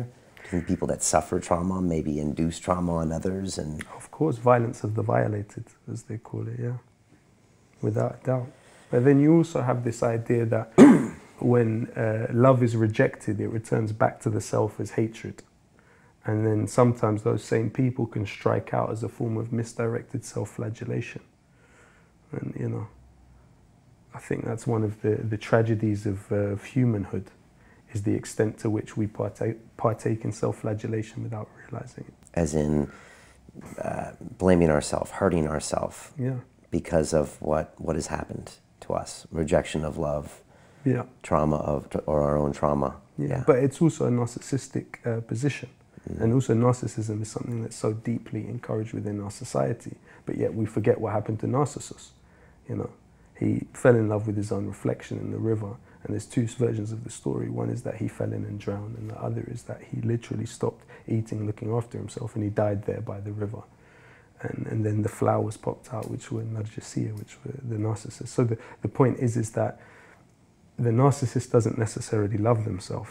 They might hate themselves, but what it means is they center their self in everything. They center their own ego in everything. And so I think that when you feel rejected in some way, you can subscribe to the idea that there must be something deeply flawed about you, and that's the reason that you're in this situation. And so therefore you must repeatedly punish yourself and ruminate upon your own victimhood. And yet we're in the age of narcissism now. Big time, yeah. And it's getting... more than ever, I think. Yeah, more than ever. And it's growing. Because it's very profitable. Yeah, in the short term, I guess. Yeah. I mean, not necessarily for the person that's the narcissist, but it's yeah. profitable for big business. Yeah. Because then the more self-conscious you feel about yourself, the more things can be sold to you to improve. Yeah. I went to Israel last year to film a movie with Ido Portal, the movement, movement expert who trains Conor McGregor. I had never been into the Middle East. I still have never been to Gaza or the West Bank. And yeah, we had a hard time getting in as well. I'm sure everyone gets a little stress going in and getting out of that place. And yeah, I took it all in, tried to observe what was happening and, and just see what the people were like, and how I was treated. And it was very interesting to see what goes on there and what's normal and what's not normal. And, when people are people and stripped of nationalism, they're people, really. And yet a lot of people, I'm American, and a lot of people associate everything that America does bad with Trump. I still remember when I first moved to England and went to Europe, it was Bush this and Bush that, the first Bush, I think. And so it's another thing of trying to separate someone from their nationality and yet maybe also hold them accountable somewhat.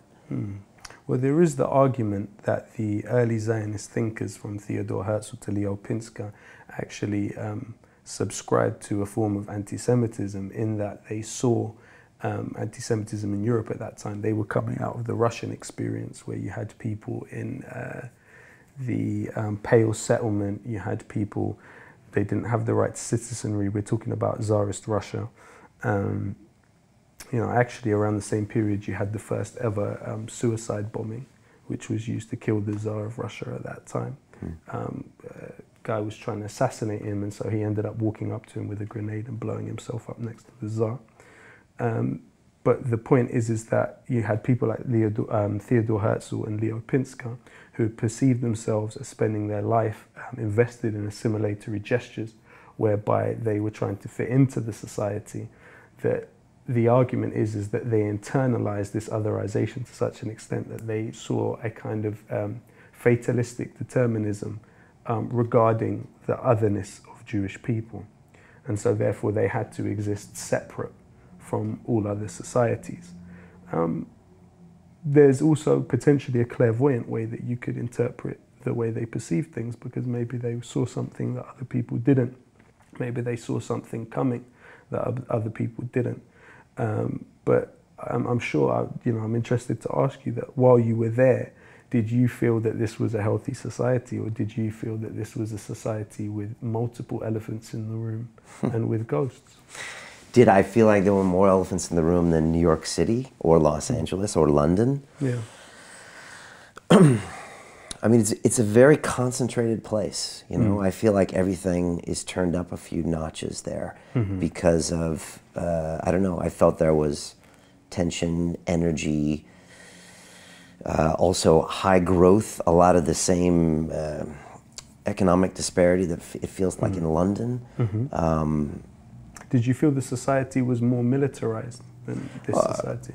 Yes, I mean, you see 18-year-olds with machine guns in the mall, and you see very young children that go into the military. What I find interesting is the way that militarization of human beings, which could be, for example, an 18-year-old from Finchley here, has, legally nothing stopping him going and being trained to kill people, and then coming back here. He can even partake in a campaign where he kills people at the push of a button, or otherwise, he might have to go in by land. And in that situation, a lot of them, leave seriously traumatized by their experience. Some of them hurt themselves to avoid going into that situation, direct confrontation. But the point is that an 18-year-old here could go and get militarized. Here, you mean, or some... From here, from anywhere in the world. Yeah. There's the grandfather clause in Israeli law, which says that if a person has a grandparent that they can prove is Jewish, then they are able to go and join the army and get citizenship, right? Now, there are certain people disqualified from that militarization. Palestinians are in a situation where they have an authority which is imposed upon them since Oslo, which is actively disarming them.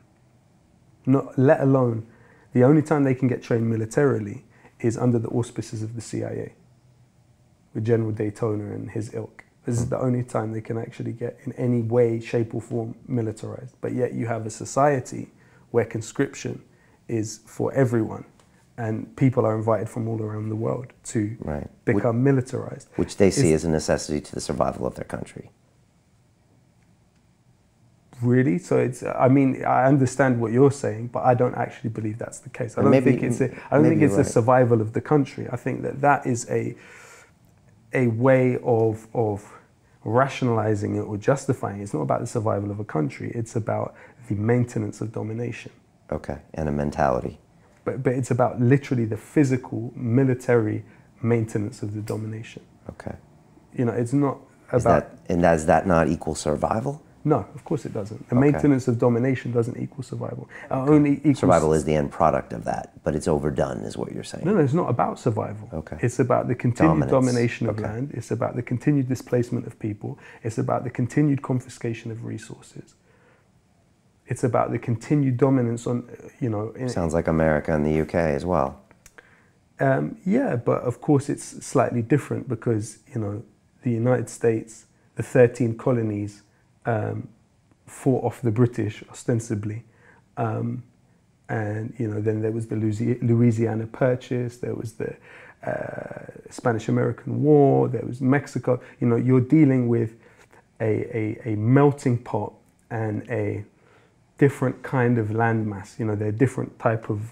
they are different, but America's job is to project power around the world militarily and economically. Certainly. Certainly, and as Cornel West says, you have 53 cents of every dollar that the US taxpayer pays goes to the military-industrial complex. You have 700 billion per year going to the military, and that you can't look at that. That's data that we can't see how it's actually spent. We can't analyze it, and Trump wants to increase it to 54 billion per year on top of that. And you look at the US military spending, it's more than the next 10 military powers combined. So it's very vulgar and obscene. Yeah. But they are different though. They are different. And I think that in terms of settler colonial precedents, I'm not necessarily arguing for us to over-exceptionalize the state of Israel, but at the same time we should be cognizant that it's not the same as, say, Britain, which by 1914 occupied 12,700,000 miles of the globe.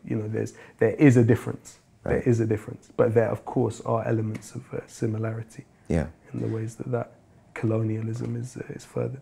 just to finish with Israel, I also found the people to be extremely amazing and warm and friendly, and yeah, I really had an amazing time there, and I was very impressed with them. I think there are amazing people there, but they're the refuseniks. They're the people that refuse to serve in the army. They're the people that are, willing to be completely shunned and ostracized within the society because they refuse to view Palestinians as inhuman.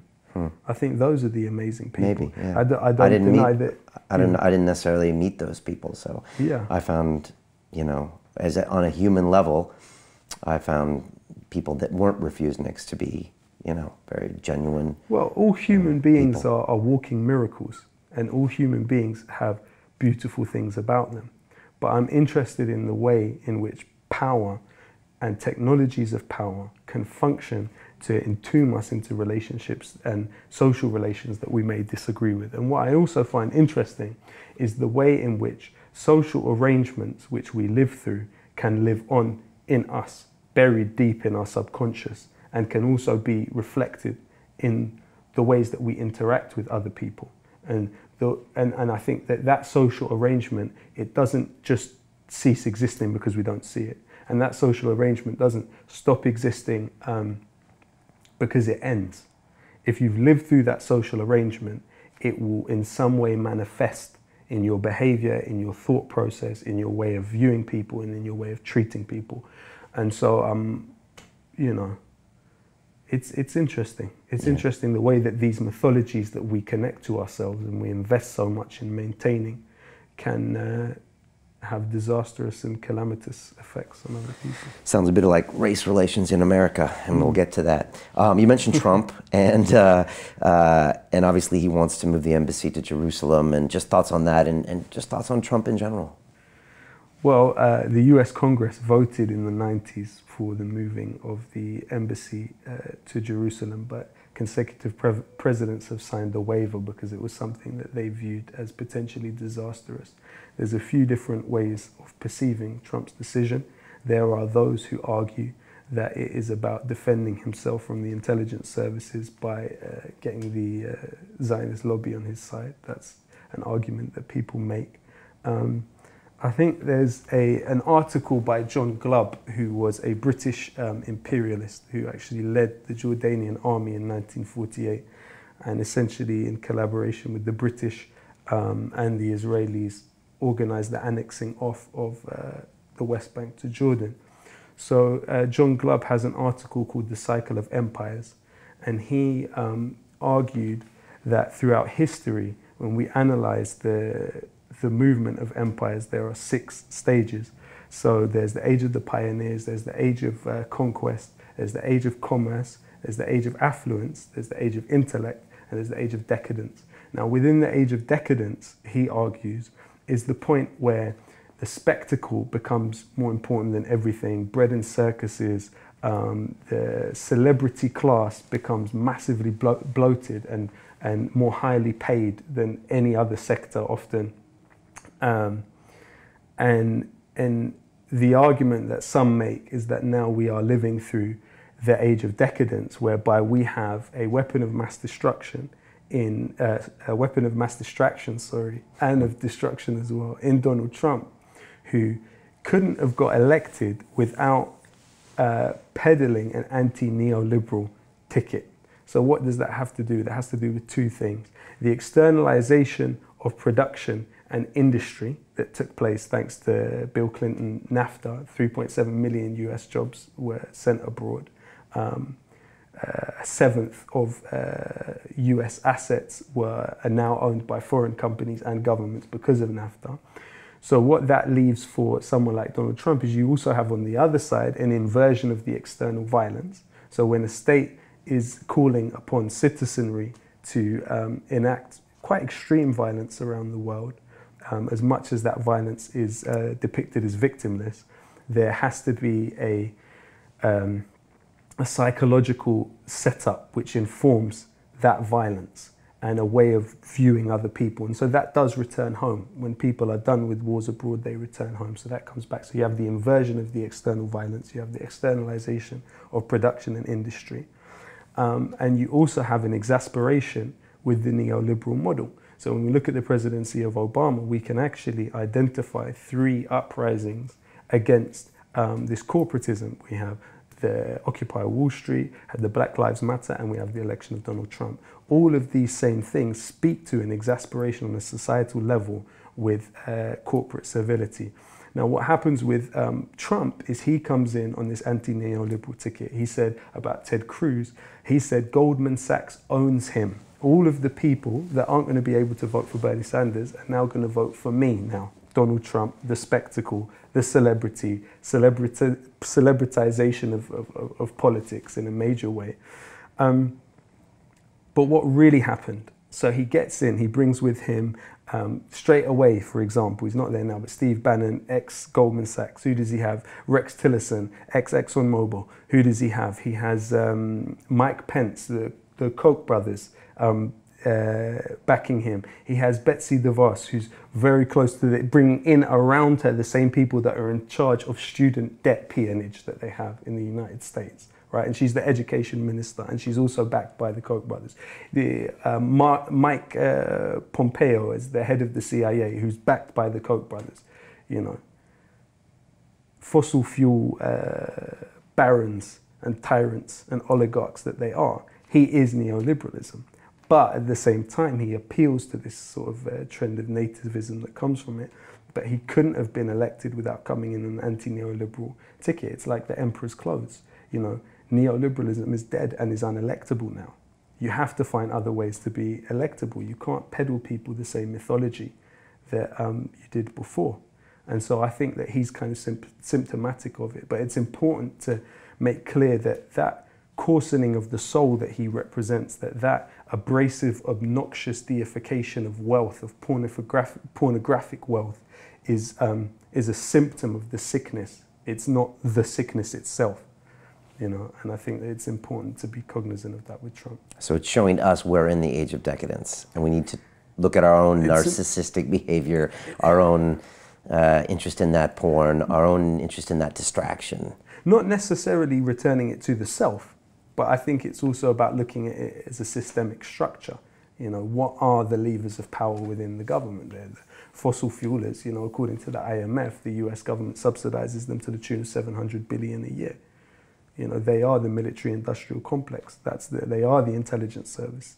You know, they are, you know, the whole justification for the lobbying system, which is legalized bribery in the context of the United States, is it's the citizenry petitioning the government. That's the way that legally it is justified.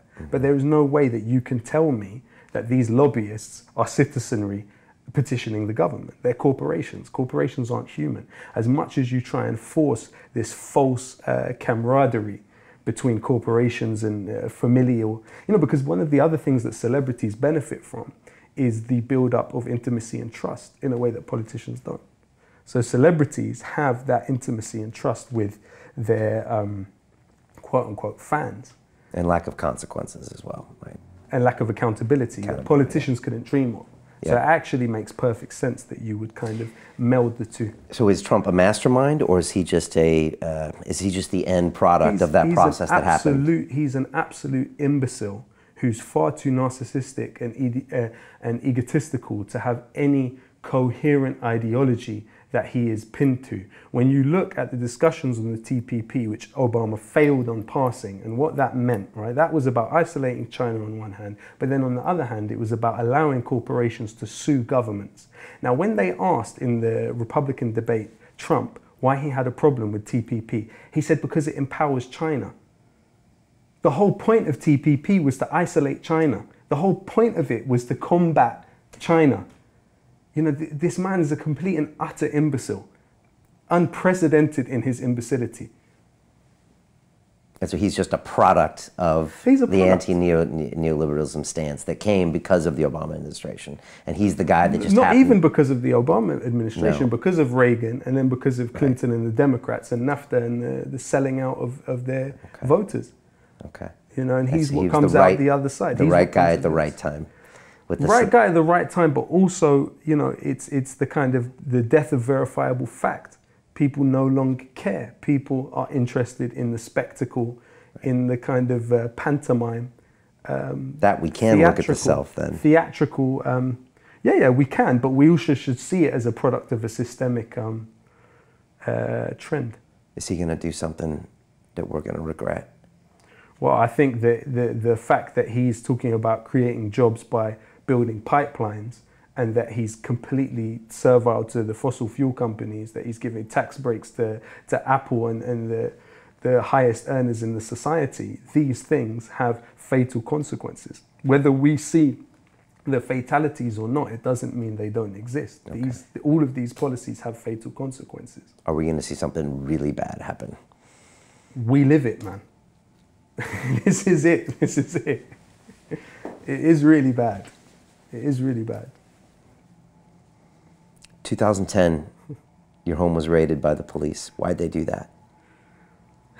Well, this is something that I'm going to write about later on, but really this situation was to do with the movement regarding the further exclusivization and quarantining of further education in Britain. You know, of course, Tony Blair introduced £1,000 tuition fees, and then from him it got put up to 3,000, and then the Conservatives put it up to 9,000. And so in that situation, we took to the streets, you know. But it's also important to note that in regards to the consequences of those demonstrations, you had a friend of mine who, Jody McIntyre, who was assaulted by the police and actually compensated for what happened to him. And so the situation with me was in the aftermath of that event on that day. But it's something that I'll write about, you know, at a later date, the ins and outs of that. Did it make you angry? Or did what make me angry? Them coming to your house.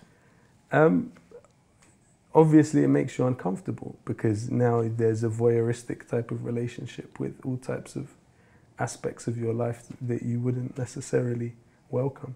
Did it empower you? No. Okay. Why would it? I don't know. It's not the purpose of it. The purpose of it is repression. Yeah. The purpose of it is neutralizing political dissent. True, but that's not always the result. I mean, I'm fresh out from 6 days speaking to Moazzam Beg, and I'm not comparing you to him. Yeah, but of course, his experience is unbelievable. But for him, he said, you know, Guantanamo channeled all of his efforts, and everything became clear in his life to come back and do a specific thing. And he said to me that if you weren't an extremist before you went in, you were afterwards. And so, look, I know these are completely different situations. That's an unfortunate turn of phrase, potentially taken out of context.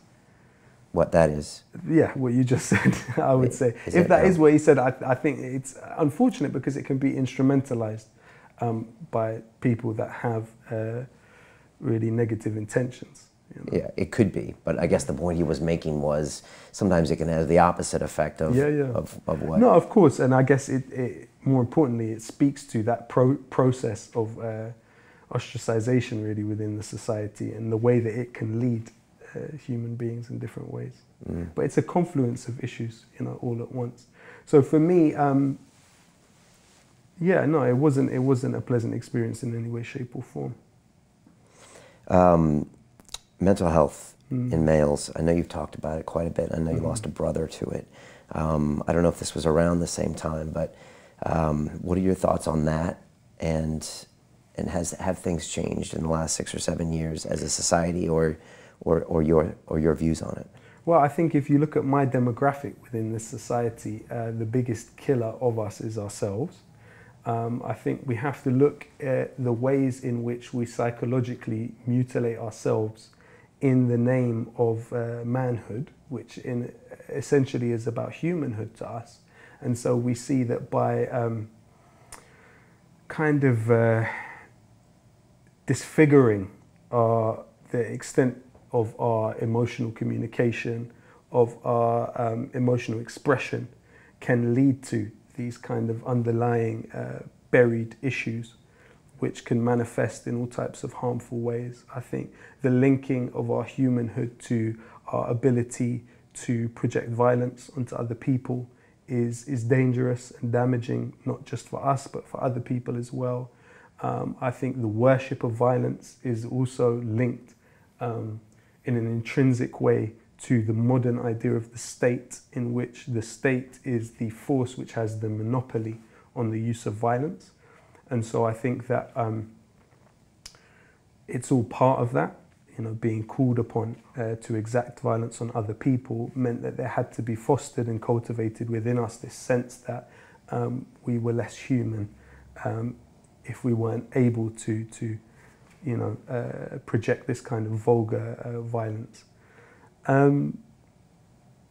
And yeah, I see it, and I see people suffering from it as well. And I think the music plays a role in it.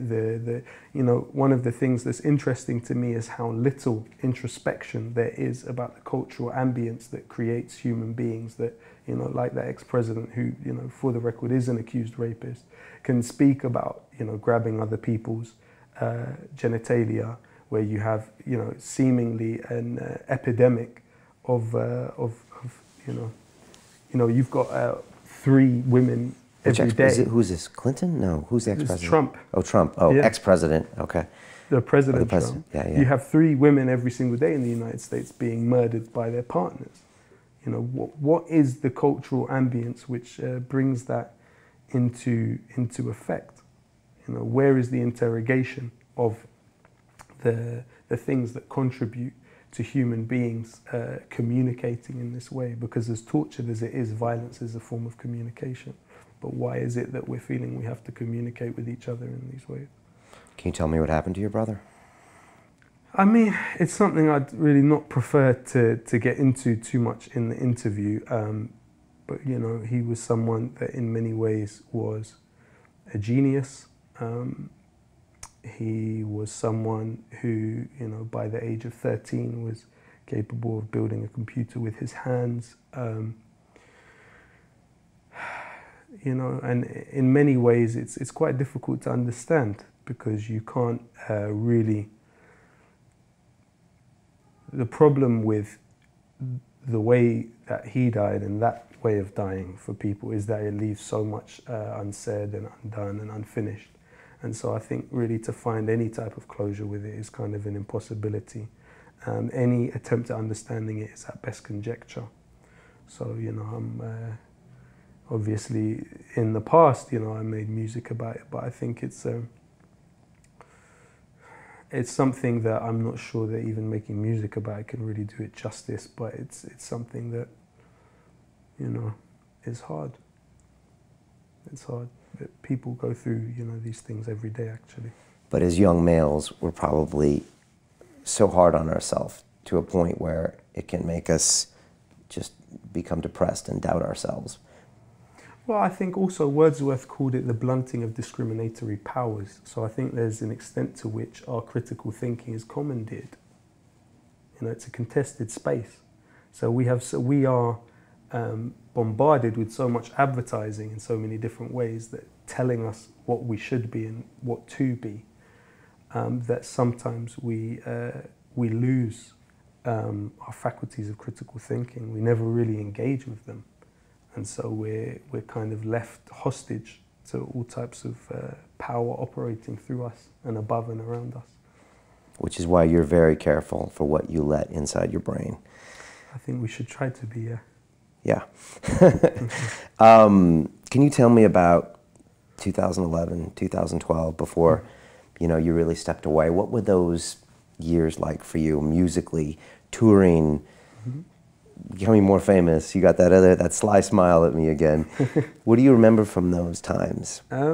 Hard work. Was it fun? Yeah, it was fun, but it was pregnant times as well, because they were full of challenges and full of things which now we understand as products of that time. But yeah, it was... what does that mean, products of that time? Well, so we look at the exclusivization of further education for university students. At that time, we didn't know exactly what would be the ramifications of it, but you see something which is socially violent like that, and the way it plays out now from 2018. We look back at 2010, 2011 and see decisions then now are playing out in the present. Yeah. Okay. So you see that was pregnant, but how did you feel as an artist? You're young, you're becoming more famous, people are loving your music. You're putting out a message that you're proud of. Yeah. but also I had a fearlessness and but part of the naivety and the fearlessness of that kind of time for any artist, I think, is linked to a lack of cognizance about the ramifications of what they're doing. And so who that's gonna rub the wrong way and the right way. And so I think that it was a good time in that regard. Working hard, traveling a lot. I was able to go to many countries. Interesting experience. Not sure that it's one that I could necessarily live every year for the rest of my life. It would be exhausting. The album soundtrack to the struggle. You have strange relationships with your music. Why? I don't know. When I mention these things, you smile at me like that silly kid. Yeah, definitely. But you know, they say that the death of the writer is the birth of the reader. So in that regard, that something that you make and you create a long time ago can then be looked upon by somebody else who's coming into it with all of their lifetime of experience and all of their baggage potentially. So it takes on a new life of its own. It's kind of like, I try and adopt the attitude of Khalil Gibran, who was a Lebanese poet who, his argument was that your children, they're from you, but they're not yours. And so you are just the archer that shoots the arrow, but you're not the arrow. You don't have control over where the arrow goes. And I try and adopt the same attitude with the music. Okay. But yet you're still a little judgmental on yourself about the music. No, I just try and understand what... it's not yours. It's not mine, but also I try and understand what was going on in what was my thought process in the creation of that. Okay. What was it like touring with Immortal Technique and playing with Akala, and what do you remember from those times? Yeah, amazing. I mean, it was great to do the shows that I did with Immortal Technique. It was great to do the song that I did with him. Amazing, you know, this is a blueprint of how an independent artist can force their own way. In that particular period of time, it's slightly different now as well for an independent artist, but you know, what he did was exceptional and you know, should stand really as a testament to artistic power for other artists, that they don't have to connect themselves to this, this bigger superstructure in order to be heard and to be visible in that way. Because Immortal didn't have the power of the internet back then. Well, he did have the power of the internet. He did. It was integral, yeah, in the process, yeah. Okay, but it's different different today. Yeah, exactly. How? It was different. Well, then it was probably all of the little MP3 programs that people would pass along songs. There was YouTube, of course, but it wasn't the same kind of Instagram, Twitter, yeah, but barely YouTube, exactly. So it's exceptional, you know, what he was able to do. He's very intense. Certainly, definitely. I had him on the show about 4 or 5 years ago. Very intense.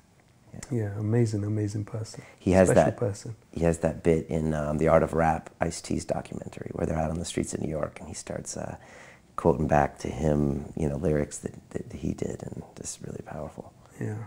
Yeah. Akala. Yeah. What do you remember about, you know, him or performing with him? What did he teach you? I think I learned about time. I think the best people that you'll meet in life are people that give you a real concept of time. So with him, a wonderful thing about him is his conception of our lifetime is not, you know, when you're still a young person, so say you're 12, 6 years is half of your life. So 6 years is a long time, but the older you get, the less a year becomes, because it's less of a percentage of your life, if that makes sense. Mm-hmm. So with him, his conception of our lives' work is not that, okay, this small, better part of 100 years that I may exist in is the be-all and end-all of everything. His idea is that, look, we come into this, we have a short period of time in this physical vessel to make our points. We can make our points and we'll go. And I think that acceptance is a beautiful thing, and something that I kind of strive to apply in my own life. I think his work ethic is inspiring. And an all-round special person. You know, I'm glad that he exists. I'm glad that he exists in the world. He's very much a student of history. Certainly, yeah. Have you had some late-night conversations with him? Many. With is Anthony Anaxagorou in there somewhere as well? Of course. I can love see him the three too. of you. Yeah, I love him too. Yeah, maybe these voices are really vital at this time. Poets. You know? And they're so few and far between, you know, and I think that's why they need to be supported and appreciated and glorified and elevated in some cases. Is that why you're appreciated so much? That's for you to say. You are appreciated very much. Yeah, then I appreciate that. I mean, you said few and far between, but you know, when people talk about you, they see a guy who never went commercial, who doesn't use profanity in his lyrics, who spends time putting these messages together, you know, which seem like simple things, but I think to do it all and live a life doing that, it obviously isn't simple because there's very few doing it. Yeah. And of course, you're bringing yourself in contact with complications. You know, Rachel Corrie, who was run over by an Israeli bulldozer in Gaza and killed, her family were being spied upon by Caterpillar. You know, the story came out, who were the company that made the bulldozer. You have examples of other companies spying on people, you know, from British Airways spying on environmental activists and otherwise. You know, you have the example of Dave Morris and Helen Steele, who were the center of the McLiable case, whereby they were distributing a pamphlet that was talking about McDonald's being damaging to the environment as a company, mistreating workers and stuff like that. And so McDonald's launched a liable case against them. And the price that these people paid for their activism, there is a price to pay for what we do. And I think it's important for people to realize that it's not just the spectacle of the internet. There's, as you say, a real life that has to be lived behind it. And I think especially when you're involved in an organic way, when you play the role of the organic intellectual in the Gramsci understanding of it, it means that it's not necessarily to say we're intellectuals, but it means that our function is linked in an umbilical way to the people that we're attempting to represent through our work. There is a price to pay. What do you mean by organic? Means that, you know, rather than you speaking about people in an abstract sense, you make sure to be part of those movements on a day-to-day. Right. So you go to Gaza. You're at Grenfell. You're in there with the people. It's our lives. Right. So it's a part of you that goes out there. Yeah. It's painful. It's a painful process. It's a brutalizing process. Yeah, but it's beautiful at the same time. You know, you're attempting to, you know, convert personal tragedy into collective power. That is, it's the road less traveled. It's never. But at the same time, I don't want to labor the point too much that it's, you know, this big sacrifice. It's not. But you know, you look at, say, someone like Aziz Ali, for instance, the poet that I mentioned earlier. He was imprisoned by consecutive governments.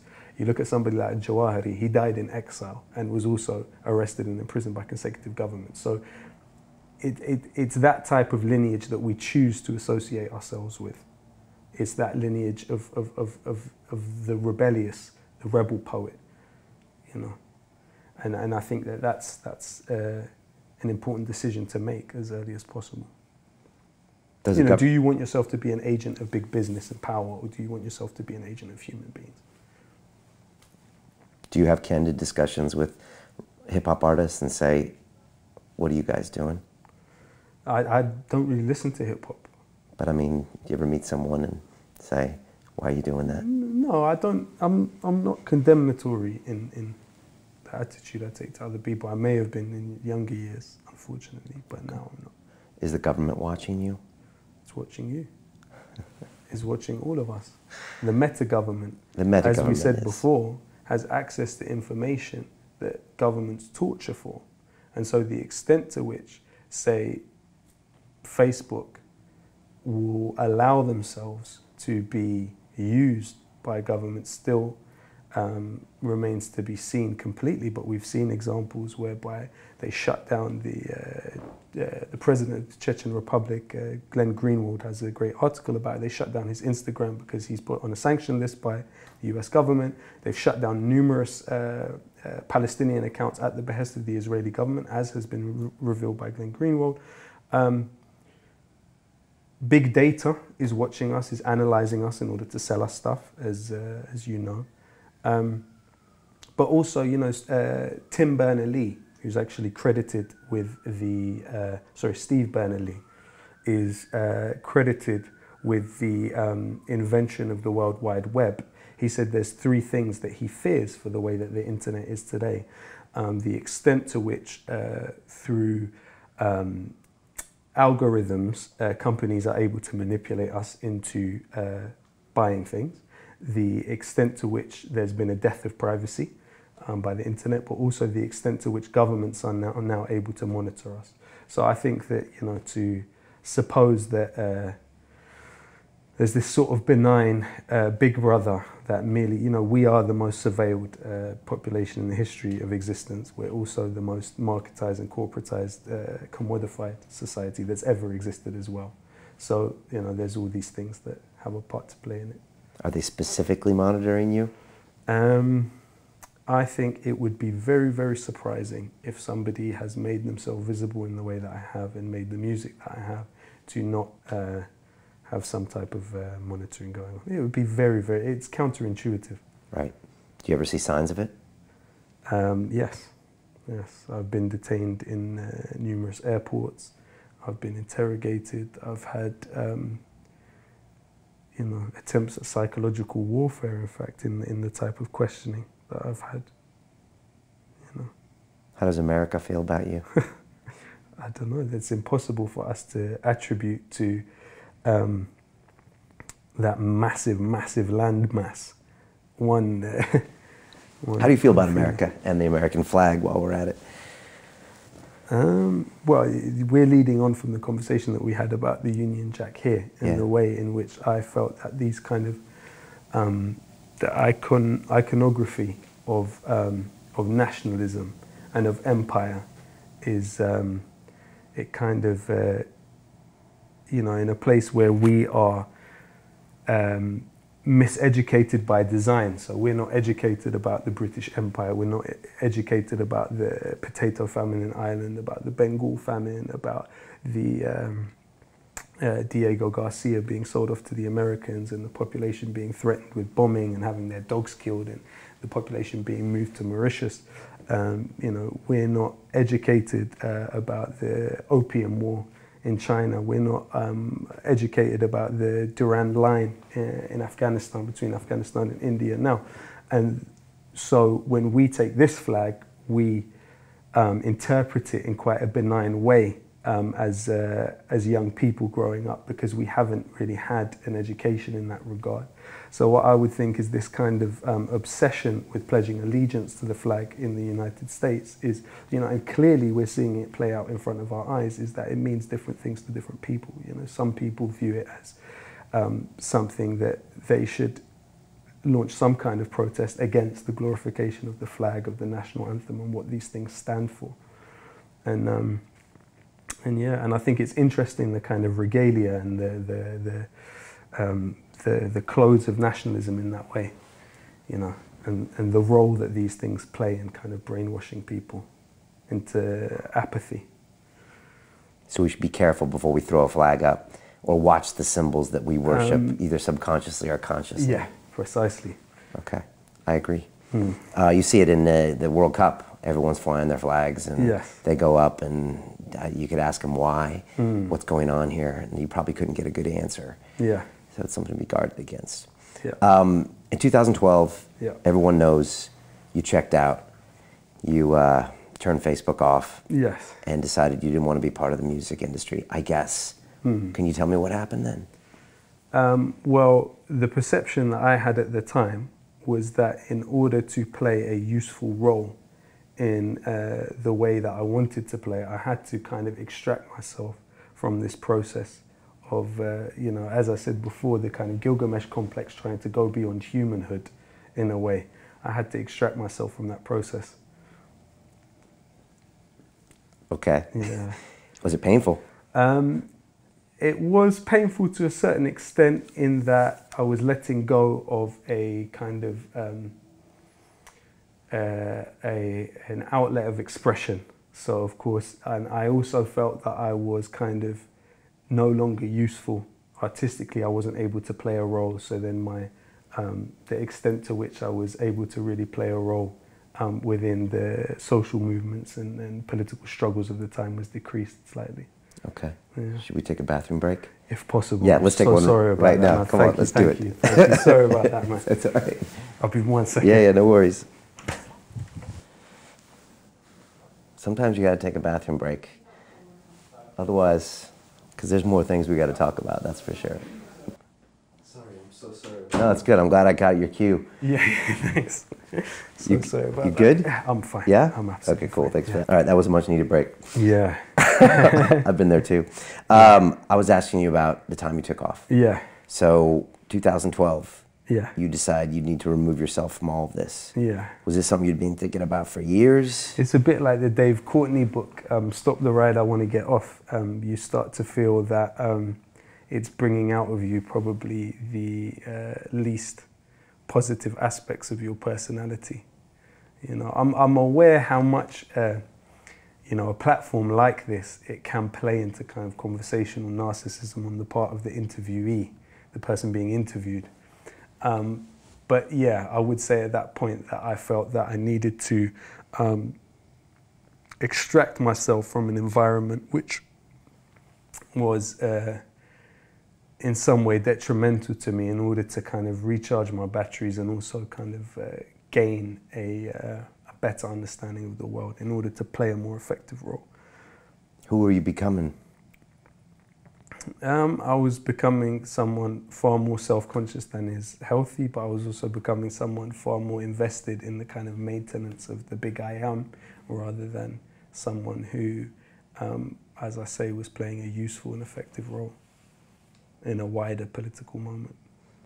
What did your friends and family say? Everyone advised against it.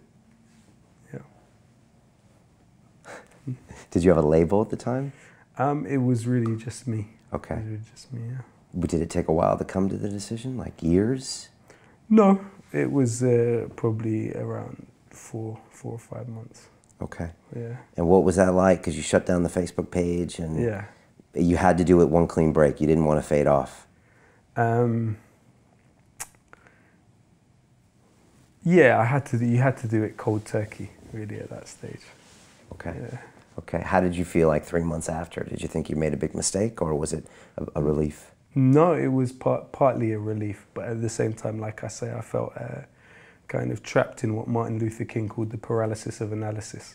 So whereby you are at a distance and perceiving things, and you feel less and less useful. Okay. Mm-hmm. And the plan was to go study? Mm-hmm. That was always the plan?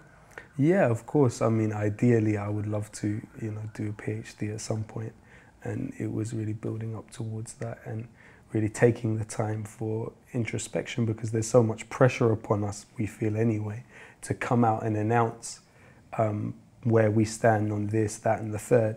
But there's very little time that's being given to kind of introspection.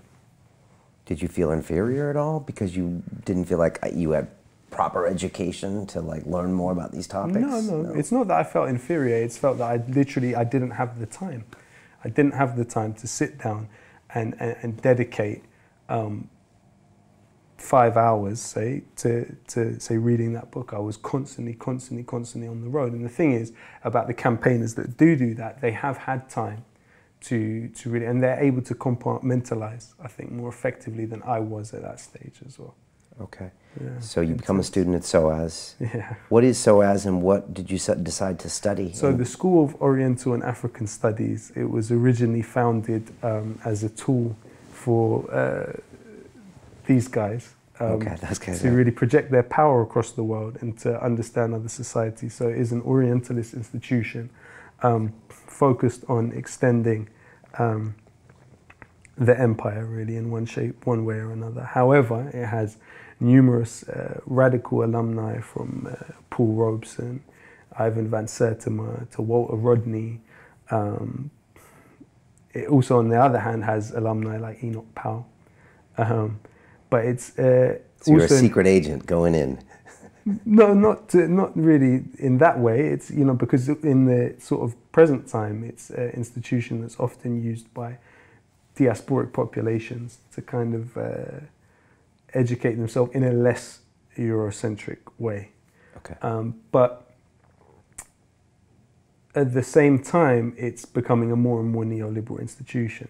But even while it's becoming more of a neoliberal institution, you do have victories like the SOAS Justice for Cleaners campaign, whereby rather than it going the traditional way of the outsourcing going outside of the university, they've been brought in-house, from being outsourced to being brought in-house.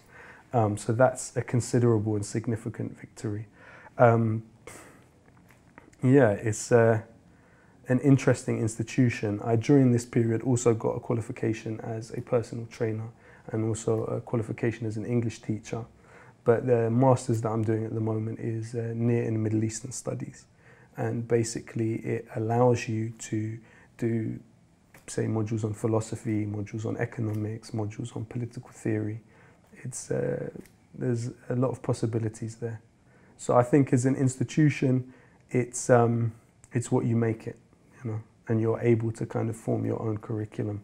But at the same time, there are still battles which need to be won. Certainly, you know, and also you see the way in which the city, you know, London has become more and more transnationalized and globalized, in the sense that, you know, the student body now is more and more made up with people, and there's nothing wrong with it, but people with a kind of international American accent, you know, for the simple fact that, say, in the United States, if they want to go and get an education, you've got Betsy DeVos and the Trump administration, you know, and the superstructure behind them, you know, putting people into hundreds and hundreds of thousands of dollars of debt. So they come here and it's, you know, maybe tens of thousands of pounds of debt. So there's a difference. And that changes, you know, the student experience, though. Yeah, it changes this, but it also renders the kind of institution a kind of transnational bubble in the middle of the city, which, you know, London has the most billionaires than any city in the world, population of about 7 million people. But you've also got 1 in 5 workers in London that earn below the living wage. So, you know, there's these social stratifications which are clear. But also it has really some interesting and strong and original thinkers there as well, who I've benefited from studying with. So, what's been your biggest surprise about being a student? Biggest surprise about being a student. I think what I love about it is the continual process of renewal, the continual process of confrontation with your blind spots, the continual striving for improvement, the extent to which you are always able to kind of adopt the position of a student with everything, and adopt a position of humility. So in a way, you're training yourself for the rest of the world in the way that you learn. So the way that you learn doesn't have to be this sort of systematized thing to turn you into merely an economic unit. It's, you know, a way for you to demystify things, to discomfort your certainties, and to, you know, to delve into taboos, really. What's it like to be the professor of Lowkey? I don't know. I don't know. What does that mean? I just see I see you at school just arguing with everybody. I see you being like, no, actually, that's not how it happened. I mean, like, that's a compliment, but I just feel like you'd be like, wait a second, no, more than any other student. I don't know. I mean, maybe. I think this is another thing that I've learned from some of the best people in life, and this is something that I think is important for young people to take, is that curiosity is your greatest gift. You know, and one of the saddest things is when we see people so imbued with commonsensical notions of neoliberal and corporatist thinking, is that it can give birth to this incuriosity about everything except consumption. So most of the things that we will see young people being curious about are things that they are being, that there's £1,000,000 campaigns to get them to feel passionate about, and it's about consumption. You know, find ways to be curious about other things, but also foster that curiosity and eternally remain curious. You know. Why get the PhD? Well, I haven't started it yet, but Okay. I'm hoping to. But why is it a goal? Because I think that having the luxury of spending 5 years or 3 years thinking about the same thing and deeply, deeply interrogating it is something that will have to bear fruit that is useful. You know, when somebody is able to persevere and give that much of themselves to understanding a subject, it means that what comes out the other side will be something that actually will be beneficial to other people in a major way. Am I wrong in thinking that you are arming yourself right now with all of this knowledge? You're investing in yourself, and when you come out of this, you will be this Superman version of Lowkey. I don't know. And you're going to come out, you know, blasting, not, you know, in a good way. There's people that have been, you know, seriously dedicating themselves to study from, you know, from when they were knee-high in a way that I haven't. So, you know, this idea of a kind of super person kind of emerging from this process is probably not, doesn't correspond to reality. But do you want to use this knowledge of course, then... Of course, and that's the point of making our own curriculums. That's the point of building these kind of psychological rules around ourselves. Okay. And being able to kind of enclose ourselves from the humdrum and from the you know, the advertising, which is ubiquitous at this time. You know, we're more exposed to images than any other group of human beings that have ever existed. We're more exposed to images which are trying to manipulate us to buy things, you know, than any other civilization that came before it. How does that affect our concept of ourselves, and how does that affect our decision-making process? And you want to fight back with the knowledge. Decide what you want to look at. Right. You can, and that's one of the great things by about educating the internet. people. Yourself first and foremost, is that you have access through the internet now to so many different ways of thinking and people's ideas. So there's no excuse really not to kind of commandeer it for your own interests. Okay. I would argue though that you are very unique in that student body, because other people will get their PhDs and maybe teach and maybe write a book and do this, but you... Well, I hope to do those as well. Okay, and I hope you do too, but you can use all this knowledge to really magnify your message with your platform, with your music, to in a way that, you know, it's highly scalable, as they would say in Silicon Valley. I mean, it can make a huge difference. But also you can run the risk when you've been exposed to, you know, certain ways of explaining, where you can complicate and intellectualize it and take it out of plain language. So I think that's something to be aware of. Okay. And to guard against. 2016, you released Ahmed, right? Ahmed, yeah. Why release music? You must have had to think long and hard before you did that. Why come back? It had been 4 years.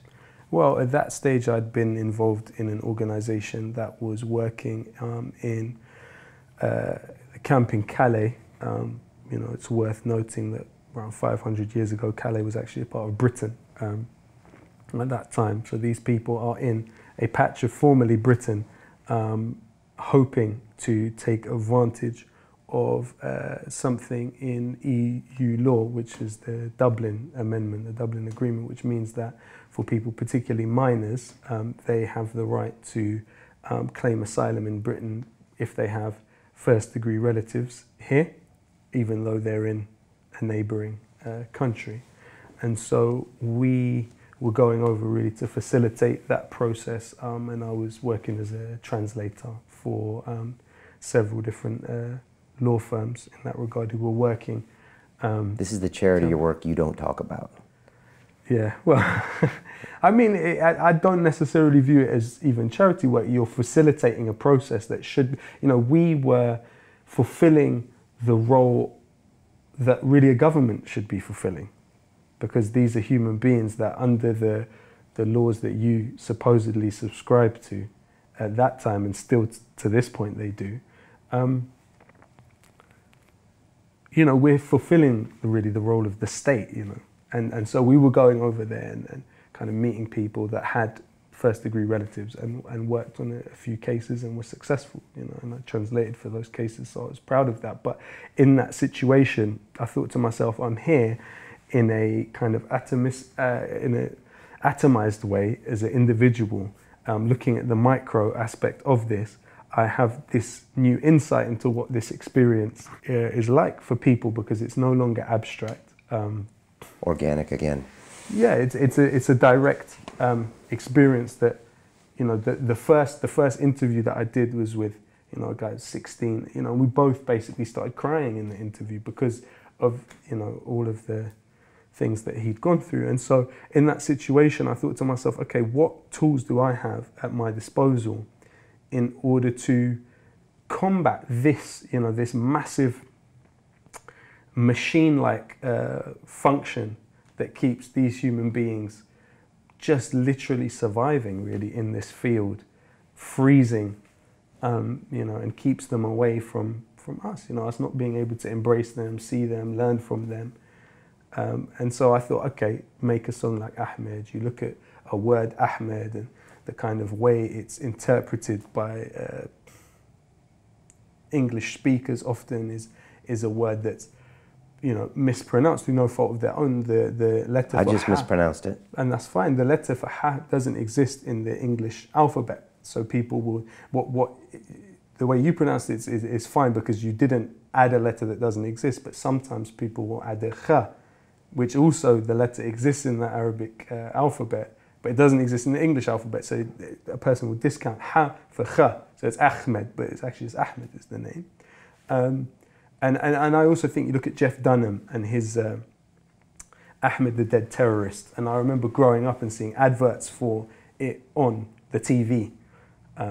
Even in Arabic-speaking countries, you know, there would be adverts with Ahmed the Dead Terrorist, and I'm thinking this is truly damaging for a human being to internalize this idea of themselves, but then also the name. You know, it's like people kind of self-orientalize and Boratize themselves sometimes to fit in to a society. So they won't refer to themselves as Ahmed. They say, oh, my name's Ahmed, or my name's Ahmed. They won't say Ahmed, they'll say Ahmed. They won't. But the point is that I wanted to try and combat that, and you know, and for me, the best way to do it was musically. I have no other kind of resource to exploit in that way. Was it scary? No. Just natural. After 4 years, you drop the track and it's okay. Yeah.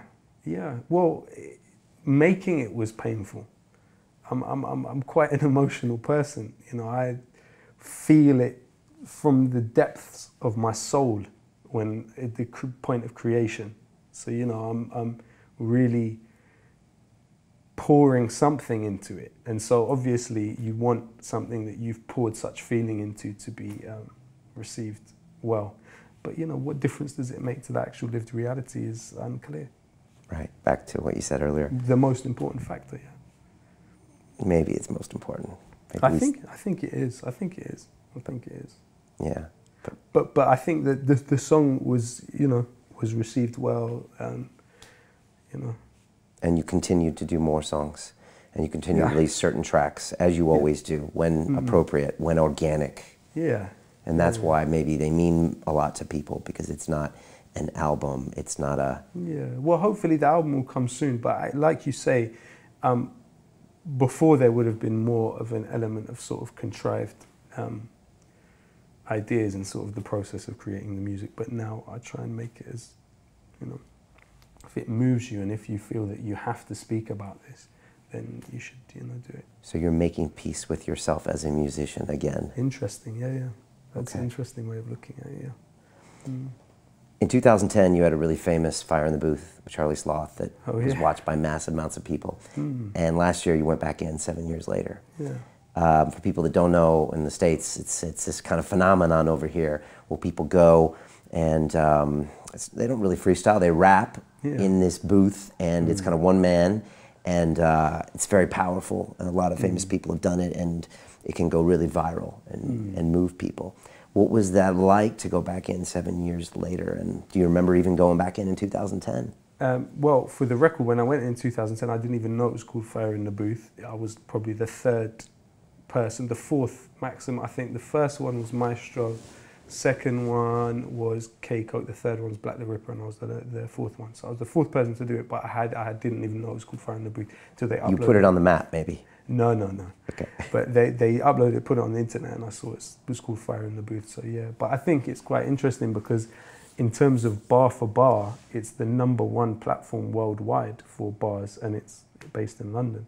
So that's quite significant. Bar for bar, meaning for an amount of time, or an amount. Just for people coming on and rapping. Right. There's no other platform worldwide that has the exposure that it has. You know. And why is that? I think it's due to the consistency of Charlie Sloth.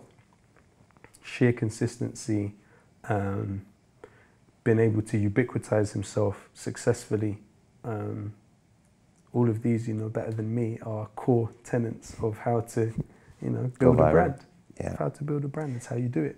And he's done it, and he's done it well. And like I say, it's the continued presence.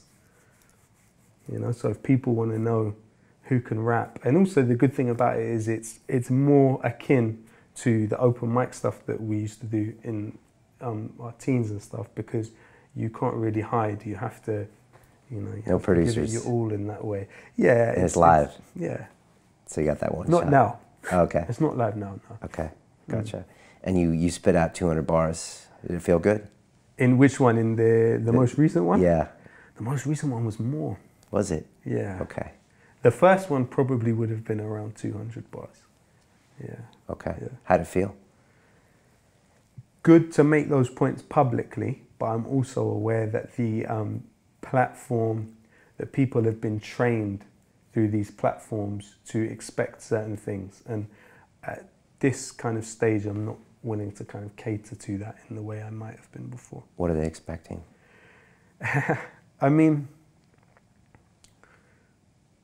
people are used to hearing stuff which deifies wealth, which pornographies poverty, which deifies and pornographies violence.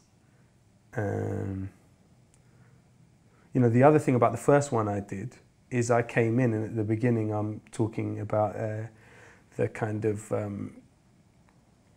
what do they call them when you say a letter? Acronyms. Acronyms, exactly. Yeah, you went crazy with those acronyms. Exactly, but a lot of the acronyms I was saying were brands. So you're instantly coming in off the top of a lifetime of being bombarded with a training for consumption.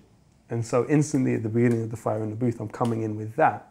It has the immediate intimacy and familiarity that that people receive well. Whereas I'm coming in this new one and rapping about things that, say, 2 years ago I didn't know. Talking about Galileo, or I'm talking about Plato, or I'm talking about these kind of things. This is something that immediately you're kind of exclusivizing what it is that you're talking about. Right, which is okay with you because you want the right people, the right message. Not necessarily the right people. I don't want to patronize the listenership. I don't want to just assume that they only know about insert big brand name here and don't know about this other stuff, because it's not true. The people that are listening do know about this other stuff. And your standards have changed. You will not put the brand name in now. Yeah, why should I? Yeah. You know, why should I? They've got huge amounts of money put behind trying to make people think they're their best friends and that they're a member of their family. Why am I going to contribute to that? Like, there's no need for it. Often it's stuff that's unhealthy for them anyway. So. Yeah. What's Lowkey doing 10 years from now? And I know no one knows what the future holds. Good question. But if you had to really close your eyes and think where you want to be, I'll be honest, where you want to be. In terms of the possibilities for organised life in London, I'm not sure that we can actually be 100% secure in the idea that, you know, 20 years from now, that it will be as we know it. So it's hard to know, is this level of complexity sustainable for human existence? I don't actually know. You know, and that's the other thing that something like Grenfell gave us, is it completely widened the realms of possibility for us. We might not be allowed to be here anymore. Oh, I don't know about that. I wouldn't necessarily go that far. Okay. I mean, but you know, when you look at the trajectory of discourse and the way that this manufacturing of the fictional other goes, you know, you have interesting precedent historically. You know, in 1882, US Congress voted for the expulsion of all Chinese people from the United States. In the Second World War, you had 110,000 Japanese people in prison camps in the United States. You had in the 1500s, obviously the Spanish Inquisition, but in the 1500s you had the expulsion of the Morisco, who were people that were merely descendants of Jewish people and Muslims kicked out of Spain, right, at that point. You do have a relationship between people, and there are some in this society that are considered of a precarious citizenry. And it's important to note that in the War on Terror era, civil liberties, habeas corpus, the Magna Carta doesn't exist for Muslims within this society or in the United States. It's far more acute in the United States than it is for here. You know, a story like Mozambique is, you know, absolutely emblematic of that process. And that's not necessarily to say that I am exposed to anything like that, but it's that, you know, we have to be aware of the way that the social context will determine what is and what isn't possible for us in the future as people in society. You know, what does this level of surveillance and visibility mean to us on a societal and civilizational level? You know, what will life look like? You know, probably within 10 years, all cars will be automated. It's fairly likely. I mean, if not 10 years, 15 years, max. You know, what will that then mean for the way that human beings administer their lives? So in terms of where I would be, you know, I would hope that I would be, you know, what my big dream, and it's something I would absolutely love to do, would be to set up a free university where we, you know, a group of academics could get together, design a general curriculum, so a general course, which people could come and then study in this place and come away with a degree, which would then enable them to work within the society off the back of that degree. A progressive degree, an alternative degree.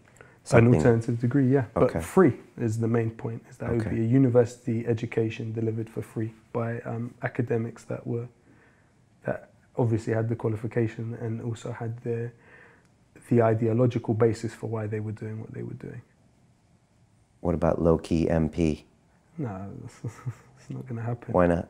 Because it's quite a narrow understanding of what politics is. You know, what we do is politics. It's everyday politics. It's playing a role that's slightly different. I think that putting yourself into a system that you're not even convinced of the effectiveness that you can have within it as a body, it's not really what I want to do.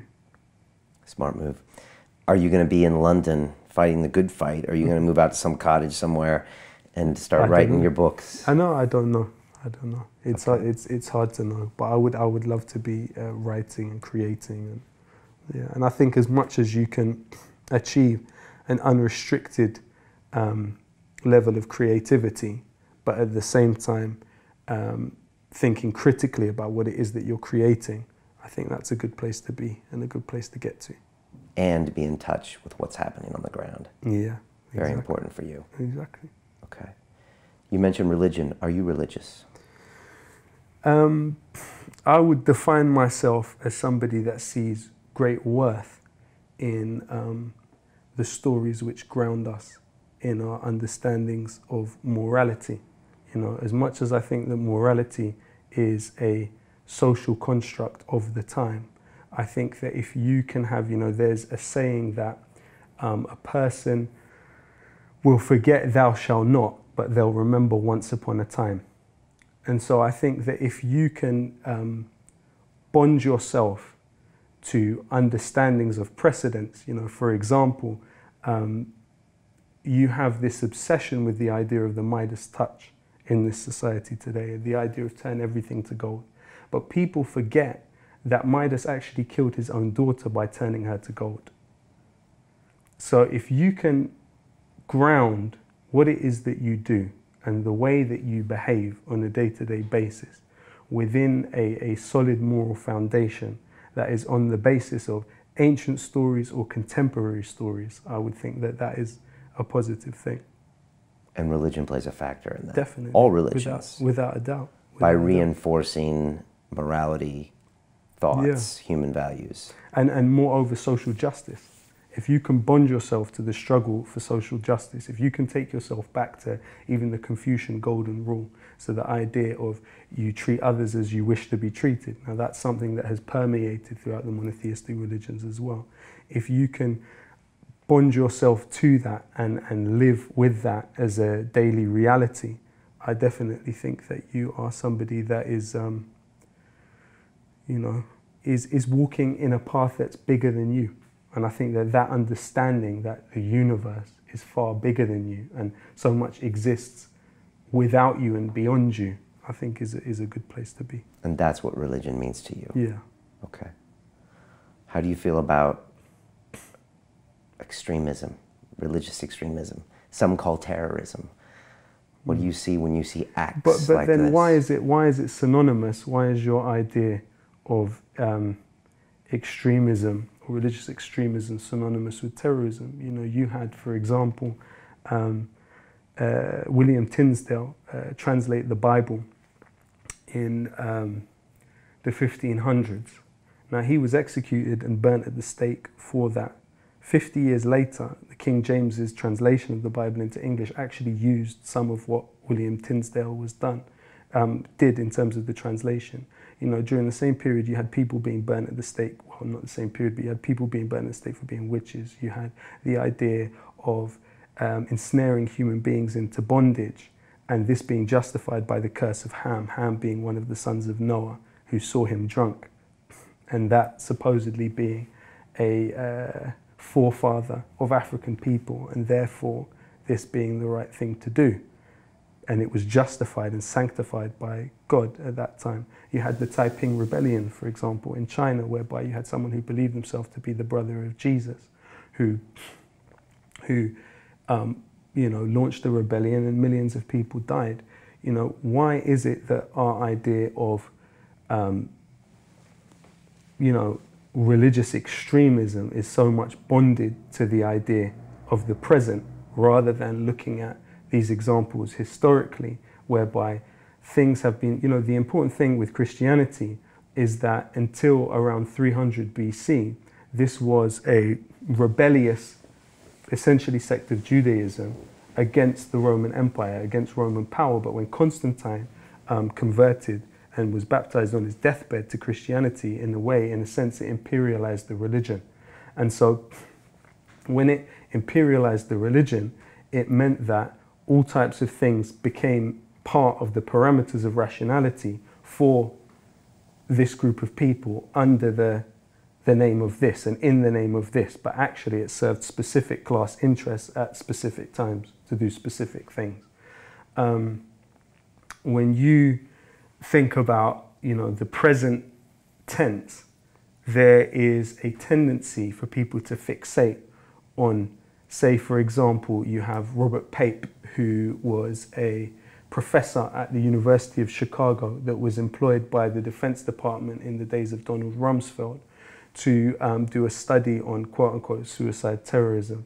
Now, what he found at that time during the War on Terror, that actually the vast majority of suicide attacks at the time, still at that time, had been carried out historically by, say, a group like the Tamil Tigers, who ostensibly Hindu leftists. Okay, so what's the basis of their understanding for that? As we mentioned earlier, the first suicide bomber was a Russian who killed the Tsar at the time, in the late 1800s.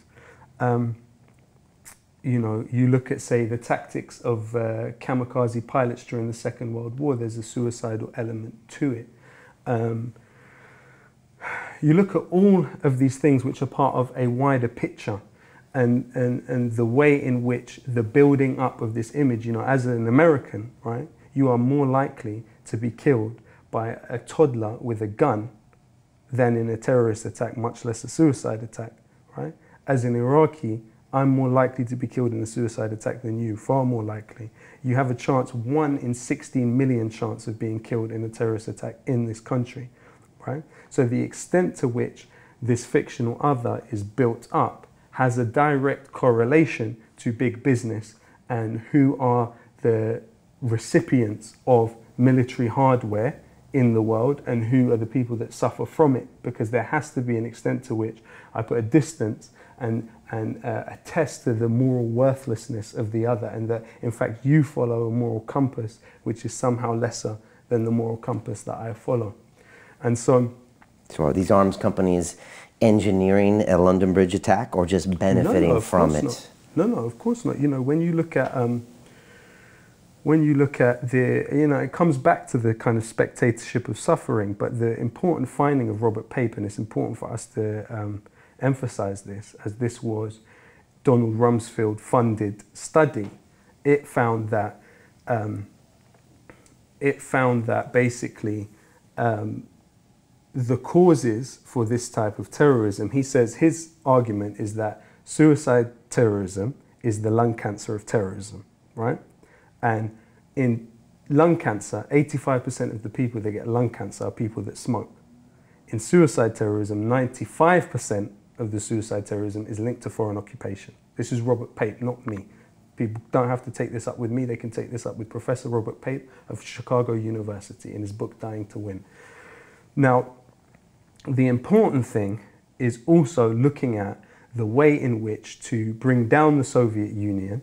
In '79, you had the CIA backing groups from all over, gravitating towards Afghanistan to fight. And at the same time, you had set up on the border of Afghanistan and Pakistan workshops set up by the ISI to work on the production of opium. You know, at the time, in 1979, you had no heroin addicts in Pakistan. But by 1985, you had over 1 million heroin addicts in Pakistan. Some of the people that were being funneled funds at that time were big heroin traffickers, were big opium traffickers. And of course, that itself has its root in the East India Company. You know, who was it that brought the opium to China and forced the Chinese to be a market for this opiate of the masses, literally, you know, enforcing one of the oldest existing polities and the oldest existing political system, you know, where they had an examination system which was meritocratic thousands of years, at least ostensibly meritocratic, thousands of years before the ideas even came up, Enlightenment era in Europe, right? A society that had steel production a millennium and a half before the Europeans had it, a society that had printed press half a millennium before the Europeans had it, that invented paper, that invented the compass, that invented gunpowder.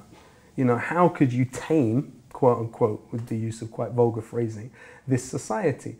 The way you could do it was by forcing this society. You know, look at Forbes, for instance. When you look back at how the Forbes gained their fortune, you will see it in the opium trade in China. How did Roosevelt's grandfather Delano family, how did they gain their fortune? It was from the opium trade in China. The Russell Group, how did they gain their fortune? From the opium trade in China. So the ways in which these things follow war comes together. And when you look at the situation of Afghanistan, you saw this trade explode. But then on top of that, you also saw, you know, Brzezinski put it perfectly when he said, what do I think is more dangerous, you know, to society, the Soviet Union or a bunch of crazed Muslims, was the way that Brzezinski put it. You know, power operates to harness and push peoples and mobilize people in certain ways. But the point coming back to, you know, why human beings are doing these things, you know, if somebody,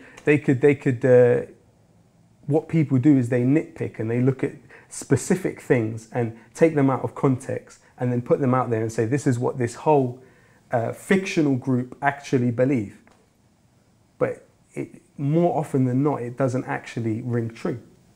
And that's because of ignorance, because they do it in a microscope with a time scale of days. But it's also about the function of terroristic activity is about building a spectacle, is about polarizing society, is about scaring people. Yeah. And so what happens is... It's becoming less effective now with the spectacle of society, you would argue. That's what I thought the other day. I mean, with the new... it's understandable. People fixate. And the other reason also, I think, why people fixate on instances of death sometimes, when it's made known to them, is that they feel there's great wisdom about the way we live in the way people die. So secrets of our civilization are contained in the way that human beings die. And I think that people know that. And so they often fixate upon these things. And rather than, say, taking into account that you have a far more hybrid relationship than we care to admit, you have aspects like cotton, for instance, coming from the Arabic word cotton, which originally, because during the agricultural revolution in the 900s, in the Abbasid period, you had cotton being produced by Arabic speakers and then coming into the English language via that. Sukkar, sugar, the same way. It came in because it was first being, obviously rice, ruz, also came into the English language. So rice, sugar, cotton, they came into the English language via Arabic because agriculturally these were being produced by, at that time, a metropole of power. You have many examples of this hybridity, but it's that hybridity which is not emphasized, unfortunately. And it becomes us and them, and there's no context. And also, so for instance, you have a newspaper coming out with the idea that if your name is Muhammad, you're more likely to pay £1,000 extra. An insurance company for car insurance will charge you £1,000 extra, right? Now, what... Is that true? I don't know. Well, yeah. This is according to the investigation of a certain Murdoch-owned paper. Okay. This is true, right? But who has been partially responsible for creating that ambience? Yes, you have, and it's not to obfuscate about responsibility. When you look at Secret Affairs by Mark Curtis, you can actually look at how often the pronounced foreign policy is actually contradicted in the activity. So Peter Oborn in the Daily Mail came out with his article where he's actually directly saying you've got MI6 and MI5 on two different pages. You've got MI6 working on weaponizing young people and sending them around the world, in some cases training them. And then you've got the MI5 trying to prevent domestic attacks. So all of this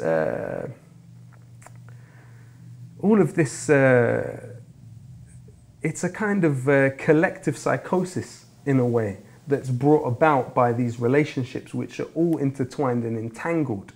And it's to do with the spectating of human beings dying in ways that you are rendered completely powerless to have any role regarding. But I think we also then have to look at the mechanisms within the society which otherize and criminalize people.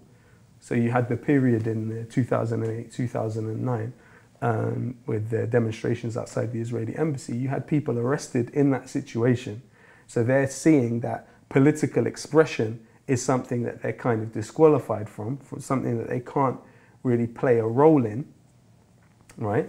And then where do they go next? This is not to say in a sort of deterministic way that they have to become apocalyptic, nihilistic, weaponized thugs. Absolutely not. Absolutely not. I'm against that in every way, shape or form. But looking at a situation and saying you can see how it happens and you can realize what power operates through people and where it operates from is not in any way, shape or form can be seen to be in any way any type of justification. It exists, it exists, and how and why does it exist? And why do people, what persuades people to be violent? There was a study done in the First World War, which I find quite interesting, whereby they looked at it and they said around 24% of soldiers at that time in the US Army could justify shooting someone head on. A lot of other people found ways to avoid killing human beings.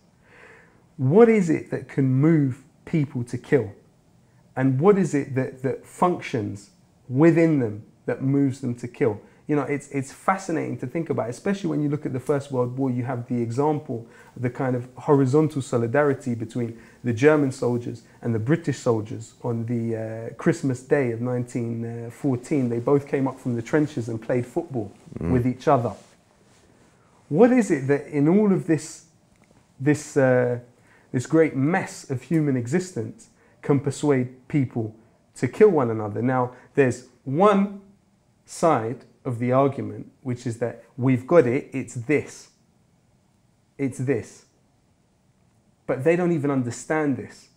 Not only do they not even speak Arabic, the people that will come forward and tell you it's this, they don't understand history because they haven't looked at the reasons that people have become violent in history and the different ways in which they've become weaponized.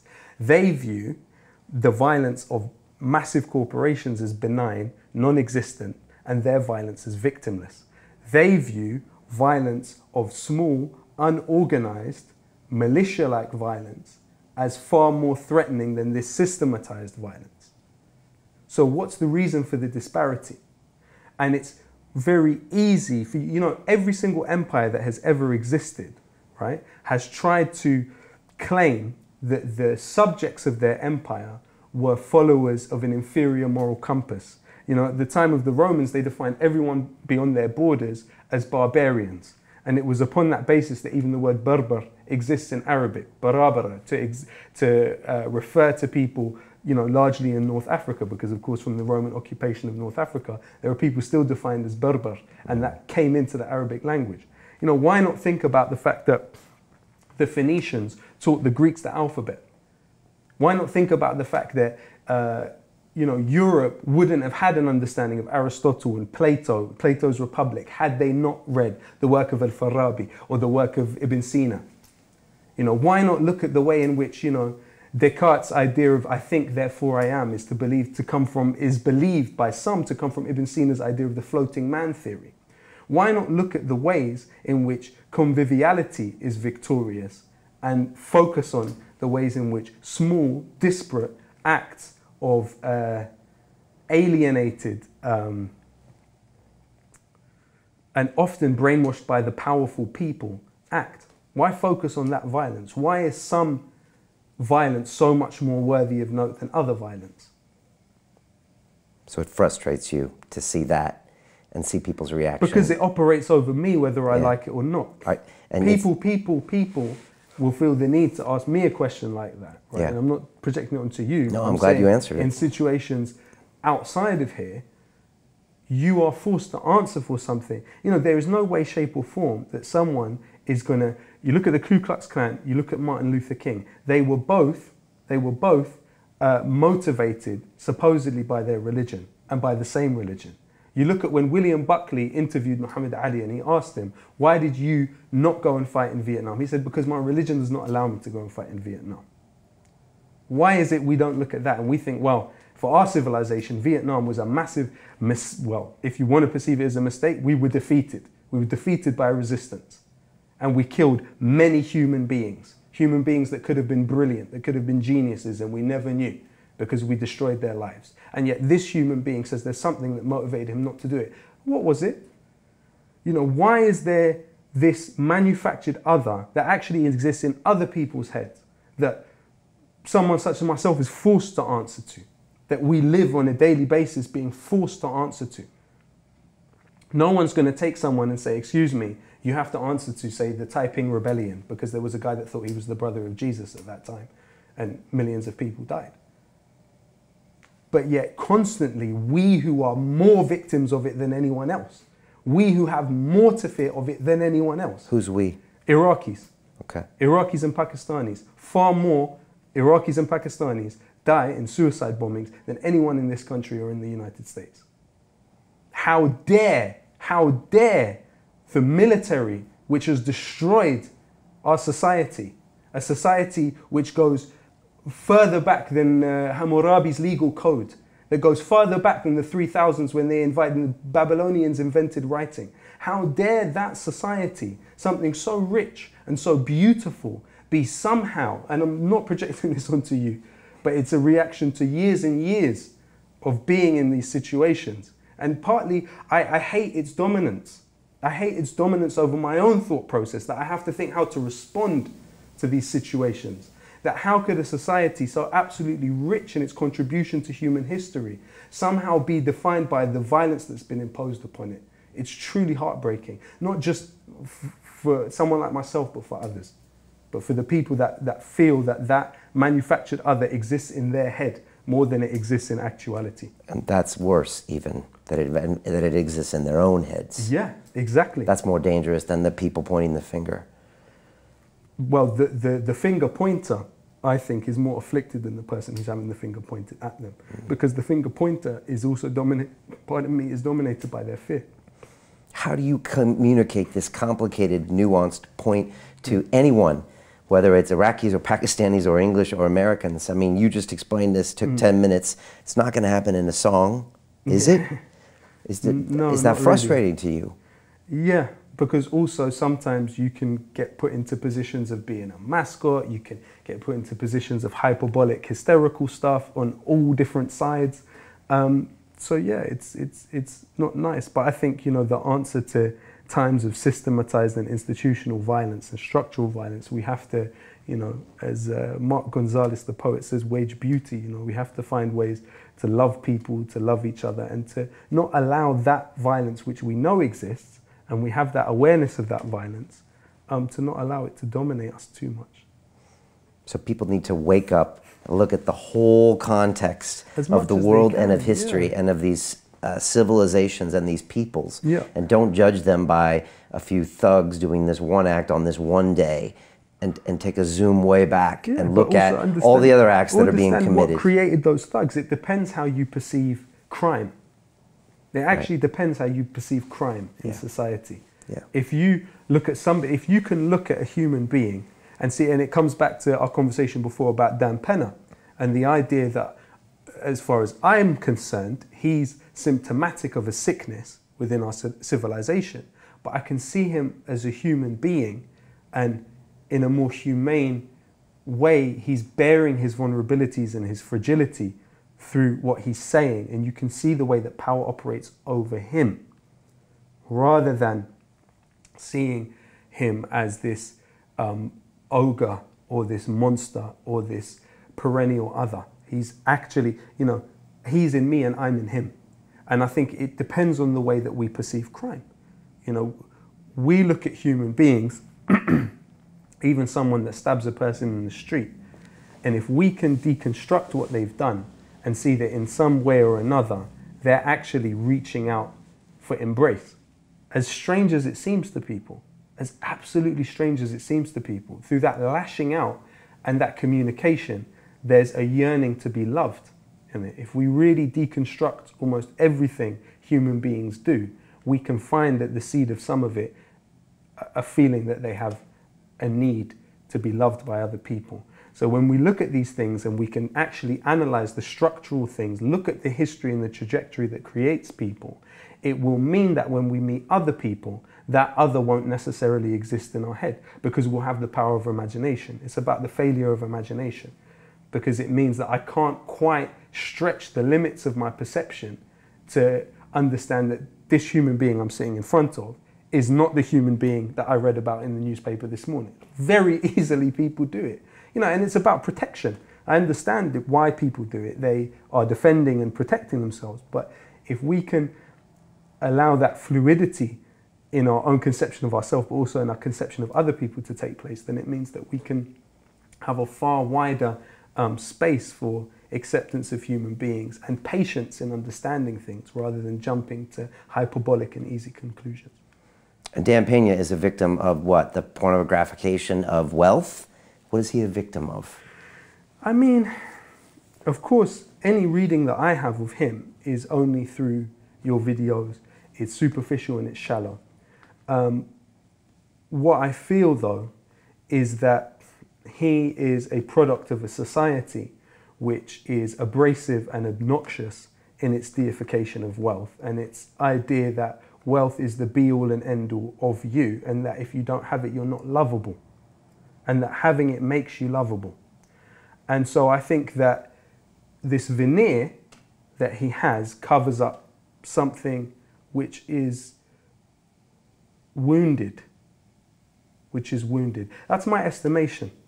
You know, that's my estimation. That mentality sounds like hip hop a little too. Social stratification wounds us all in one way or another. Yeah, I don't think you're far off. It's very complex, but you're not far off. And so you're ultimately saying that every human being we look at, we need to look, first of all, we have to come with compassion and open-mindedness and forgiveness and look deep down into their heart and don't judge a criminal, but look at why did those acts come about. Well, I mean, even crime is a social construct. Even crime today is a complete social construct, right? Yeah. I mean, Ice-T said slavery has been abolished except for the convicted felon. Which is economic true, prison. Which is actually true according to the US Constitution. You know, and they're worth more in prison than they are on the street. You know, and it's 1/4 of the world's prison population, even though it's only 4% of the world's population is the United States, but they actually give 1/4 of the world's prison population. You know, it's a big business. It's a big business. So it's understanding the way that power operates through human beings. You know, it doesn't mean that we have to be condemnatory about it, but I understand in matters of life or death, and especially seeing death, it instantly intensifies all of these feelings. Right. Undoubtedly, and it's not a surprise. But then, you know, if we're going to get into these kind of conversations, we need to start thinking about the role that, you know, and like I say, there's miseducation by design. So there's not a curriculumization of Britain's role in the rest of the world. You know, and the fact that post-Nazism, they were castrating people in Kenya. You know, so when you have Boris Johnson saying about Obama he has a colonial grudge with the British, that's because Boris Johnson knows that Obama's grandfather was imprisoned by the British. You know, of course, he'll talk about Jeremy Corbyn saying anything about Trump and say that that somehow is damaging the special relationship. The special relationship being that the US Army has the right to spy on us from Mendwith Hill, right? But so somehow that damages the special relationship, but him saying that Obama has a colonial grudge with Britain doesn't harm the special relationship.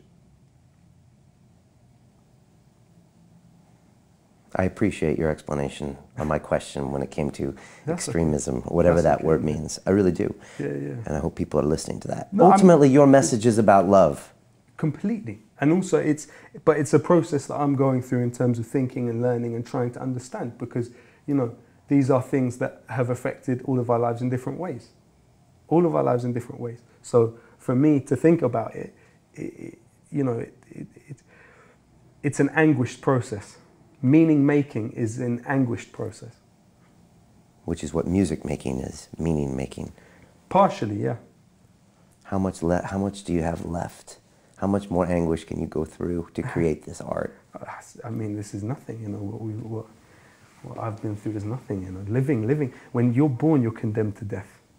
When you're born, you're condemned to pain. When you bring a child into this world, you are condemning them to become aware of what it means to hurt. But you're also giving them the chance to give, which is an amazing thing as well. What keeps you awake at night? The things I make music about. You don't sleep much, do you? I think my sleep is probably a bit better now than it has been in the past. Yeah. Okay. Yeah. What would we be surprised to learn about Lowkey? I don't know. I try not to put too much thought into kind of the way I'm perceived, you know, because I don't think that that's a necessarily healthy kind of practice to indulge in. It's just conjecture, you know. Are you a father now? I have a baby on the way, yeah. Okay. How does that feel? Exciting. Excited to meet the baby that comes. Okay. Yeah. What scares you?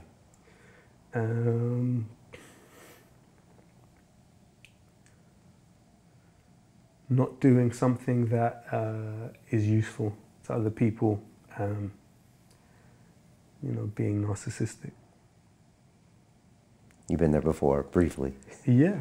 Yeah. Yeah. Okay. But it's also a default position, I feel, within the society. You know. If I was to ask... And I don't want to hurt anyone. What does that mean? I don't want anyone to be hurt by me. By your words or by anything? By anything. If I was to ask some of your friends, what's Lowkey's superpower? I know you're not super, but I was saying, what's the thing that allows him to do these things, to make this stuff happen, what would they say? Is it because he's dedicated, because he's emotional, because he's what? I don't know. You don't know. You'd have to ask them. Will you be a poet the rest of your life?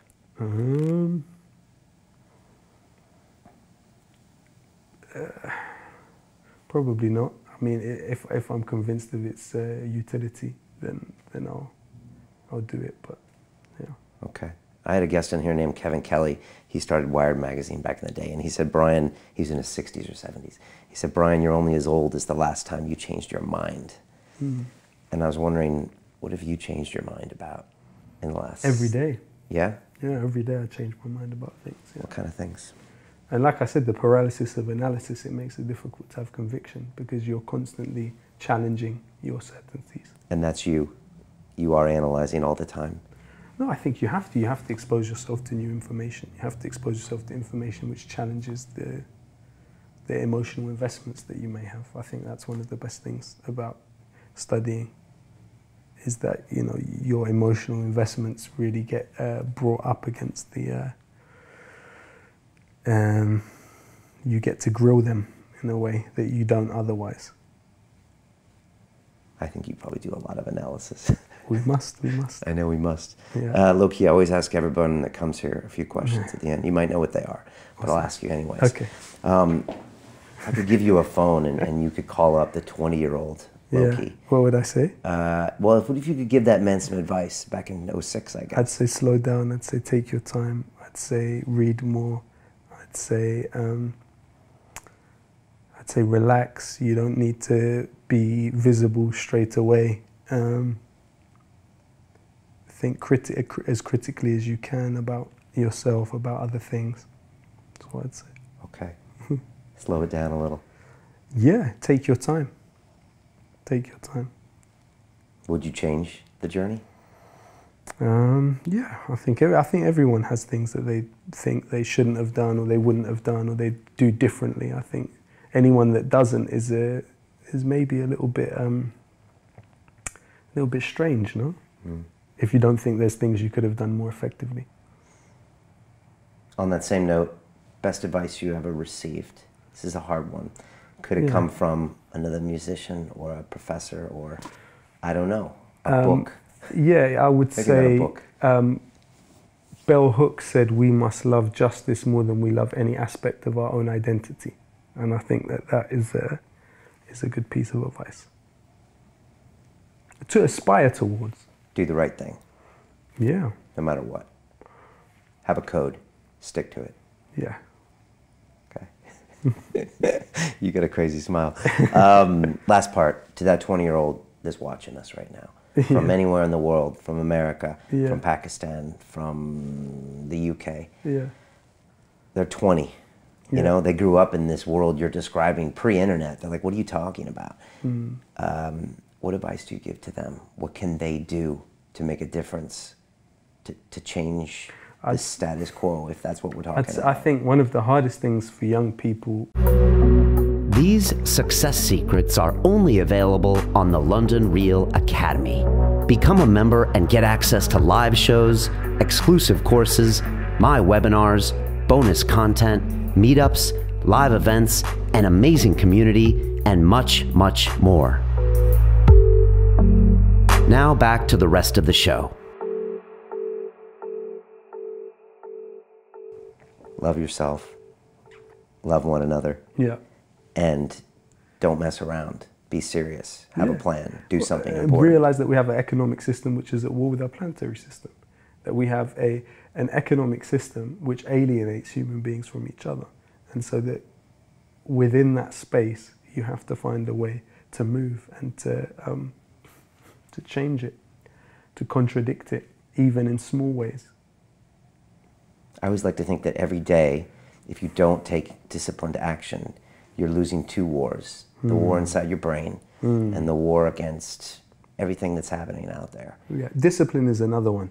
I think it's something that all of us, me too at this stage, something, clarity, conviction and discipline. These are important things to develop. Are you disciplined? Not enough. I am, but not enough. Okay. Lowkey, it's been an epic conversation. Nice one, yeah. I hope we covered everything. Yeah, we covered a bit. We covered quite a bit. Look, it's true, the last 4 years I've been hearing a lot about you. A lot of people said I needed to have you here. I'm not gonna lie, I've had people on here that are articulate, that know history like the back of their hand much better than I do. And yet when you talk about it, there's something different about you. As in, it feels like your ego's out of the equation, you know? And you don't need me, even on the lightest level, to be impressed with your knowledge of the facts. It feels like you want me to get to the point and understand what you're talking about. And I know it's not easy to make art the way you've made art, and we don't see 90% of it. You know, we don't see that struggle. We don't see all the other drama you have to deal with. We don't see when these groups that I might think you're allied with ask you to say something, and you might think, well, I don't want to be that person that has to say something. And I can only imagine what that's like to be there. And I appreciate you putting the music out, and I appreciate the Grenfell video. And there's a lot of nuanced things that you can see about an artist that tell you a lot about that person. And I think the reason you have such a loyal fan base is because they see that in everything you do. And I'm not saying thank you, man. I'm not saying you don't have fault, but I'm saying people can see through it. And it gives me a little hope in humanity that people can see goodness in you. That's very kind, man. Because as you know, a guest I had in here named John Joseph, he used to hang out with the Rastafaris in New York City, and he said they used to talk about this concept of Babylon. Babylon is this material world, you know, that we see all around us, and it's so easy to be seduced by it. And yet, I have optimism for humanity because people still want to hear your message and want to hear your music and want to watch your videos that don't have you in them. And that gives me a little bit of hope. And I appreciate the explanation that you gave me when I brought up this concept of terrorism or extremism or reactionism that we see on the front page of the Sun every day, and how we can all take a step back and look at it. And actually, I put a video up after the London, whatever happened in the bridge, and I said something like, we are all one, and it makes me sad that people had to react this way. And it was brutal. It was brutal. And I felt I was maybe naive at that point, but actually after speaking with you, it makes me feel like maybe I wasn't. I actually have a close friend who was a doorman at the London Bridge incident, who I know very well, who witnessed it. He's a hero, actually, officially, you know, recognized as a hero for saving lives on the night. It's just grotesque. It's truly grotesque and bizarre. I think the reason that, you know, sometimes also when we look at why people find refuge in conspiracy theory on a generational level is to do with being told stories which they found quite difficult to swallow about quite important things. So when we look at generations that, well, the generation that I come from, you know, we had the death of Princess Diana, you know, it's come out since then, 6 months before she died, she sent a letter to her lawyer saying, my husband's gonna get me killed and make it look like a car crash, you know, and that's come out, that letter that she sent to her lawyer. You know, we had the September 11th, in which we had Building 7, you know, fall down without being hit with anything. Next to it, we had architects come out and saying it's almost impossible for this not to have been a controlled demolition. That doesn't mean that we don't say, look at, you know, and as someone that knows Arabic and can watch an interview with bin Laden, for instance, and understand it, and, you know, there is responsibility being taken in the videos. You know, it's almost like mass confusion. You know, we had the death of David Kelly, you know, which we were told he was killed with a cut to his ulnar artery, which, you know, I know that is something that would take days to kill a human being, not several hours. You know, Norman Baker has his book, The Strange Death of David Kelly. So we told stories growing up, and we find them hard to swallow. And so I think that that leads people to, and you saw it, especially with the London Bridge situation, and as me knowing someone who was there, who actually interacted with the people that were killing people and threw chairs at them and tried to defend people, and saw his co-worker get killed in front of him, saw another guy get shot, an innocent guy. There were 4 people that were shot, 3 of them were the people that did the thing, and one of them was an innocent bystander. You know, he saw it, he's traumatized to this day because of it, and he lives by me, and we went through Grenfell together as well. Through all of this confusion and all of this pain, You know, we look at why it is that people will often find it easier to kind of take refuge in outlandish theories about why things happen. It's because the official story is often perceived as hard to believe and sometimes is not true. You know? Yeah. It doesn't mean that it's always not true. And I think that that is a kind of anti-intellectualism when people they just jump to the conclusion that, oh, it was this, oh, it was this. But that's from this sort of fatigue of being told things that they find kind of that there's too many holes in that story. So it's a lack of trust. We definitely need to guard what we put into our brains. Yeah, completely. And we need to think, okay, what's fruitful? You know, what's going to lead to me, you know, being more functional in the things I want to do? What's going to lead to me being useful? You know? And for you, it's no hip hop, probably not much news. No, the real news, for instance, Democracy Now, you know, Novara Media, Double Down News. There are avenues which I trust, but it's that I trust that they're not trying to sell me something which is against my interests anyway. Right. It's about finding those kind of avenues. And also, I think, and it's kind of ironic for someone like me to say when so much of my music is that way inclined, you know, we can't fixate on the pain because there's more pain than could ever fill this room. So we can't fixate upon it. Yes, there's wisdom in it about the way we live, but you can't make it the be-all. You can't build a shrine to your pain.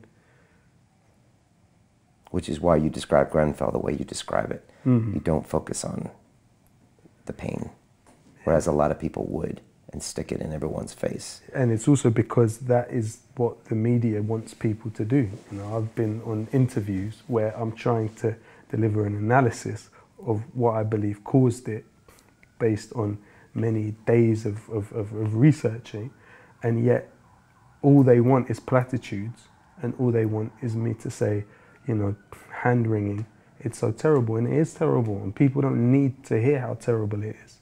You know, we need to find ways to avoid something, you know, but in a system where the political class is so subservient to corporate power and the bodies that are meant to keep us safe are in fact hijacked by companies that benefit from these situations, it's gonna happen, you know? Yeah. We got to stay vigilant. Yes. And put some love out there. Definitely. Lowkey, thanks so much. Thank you very much. Appreciate your time. On London Real, we say it's about the journey. I wish you well on yours. And thank you, brother. Wish you the same. Hope to see you back here in a few years. Thank you very much. Thank you.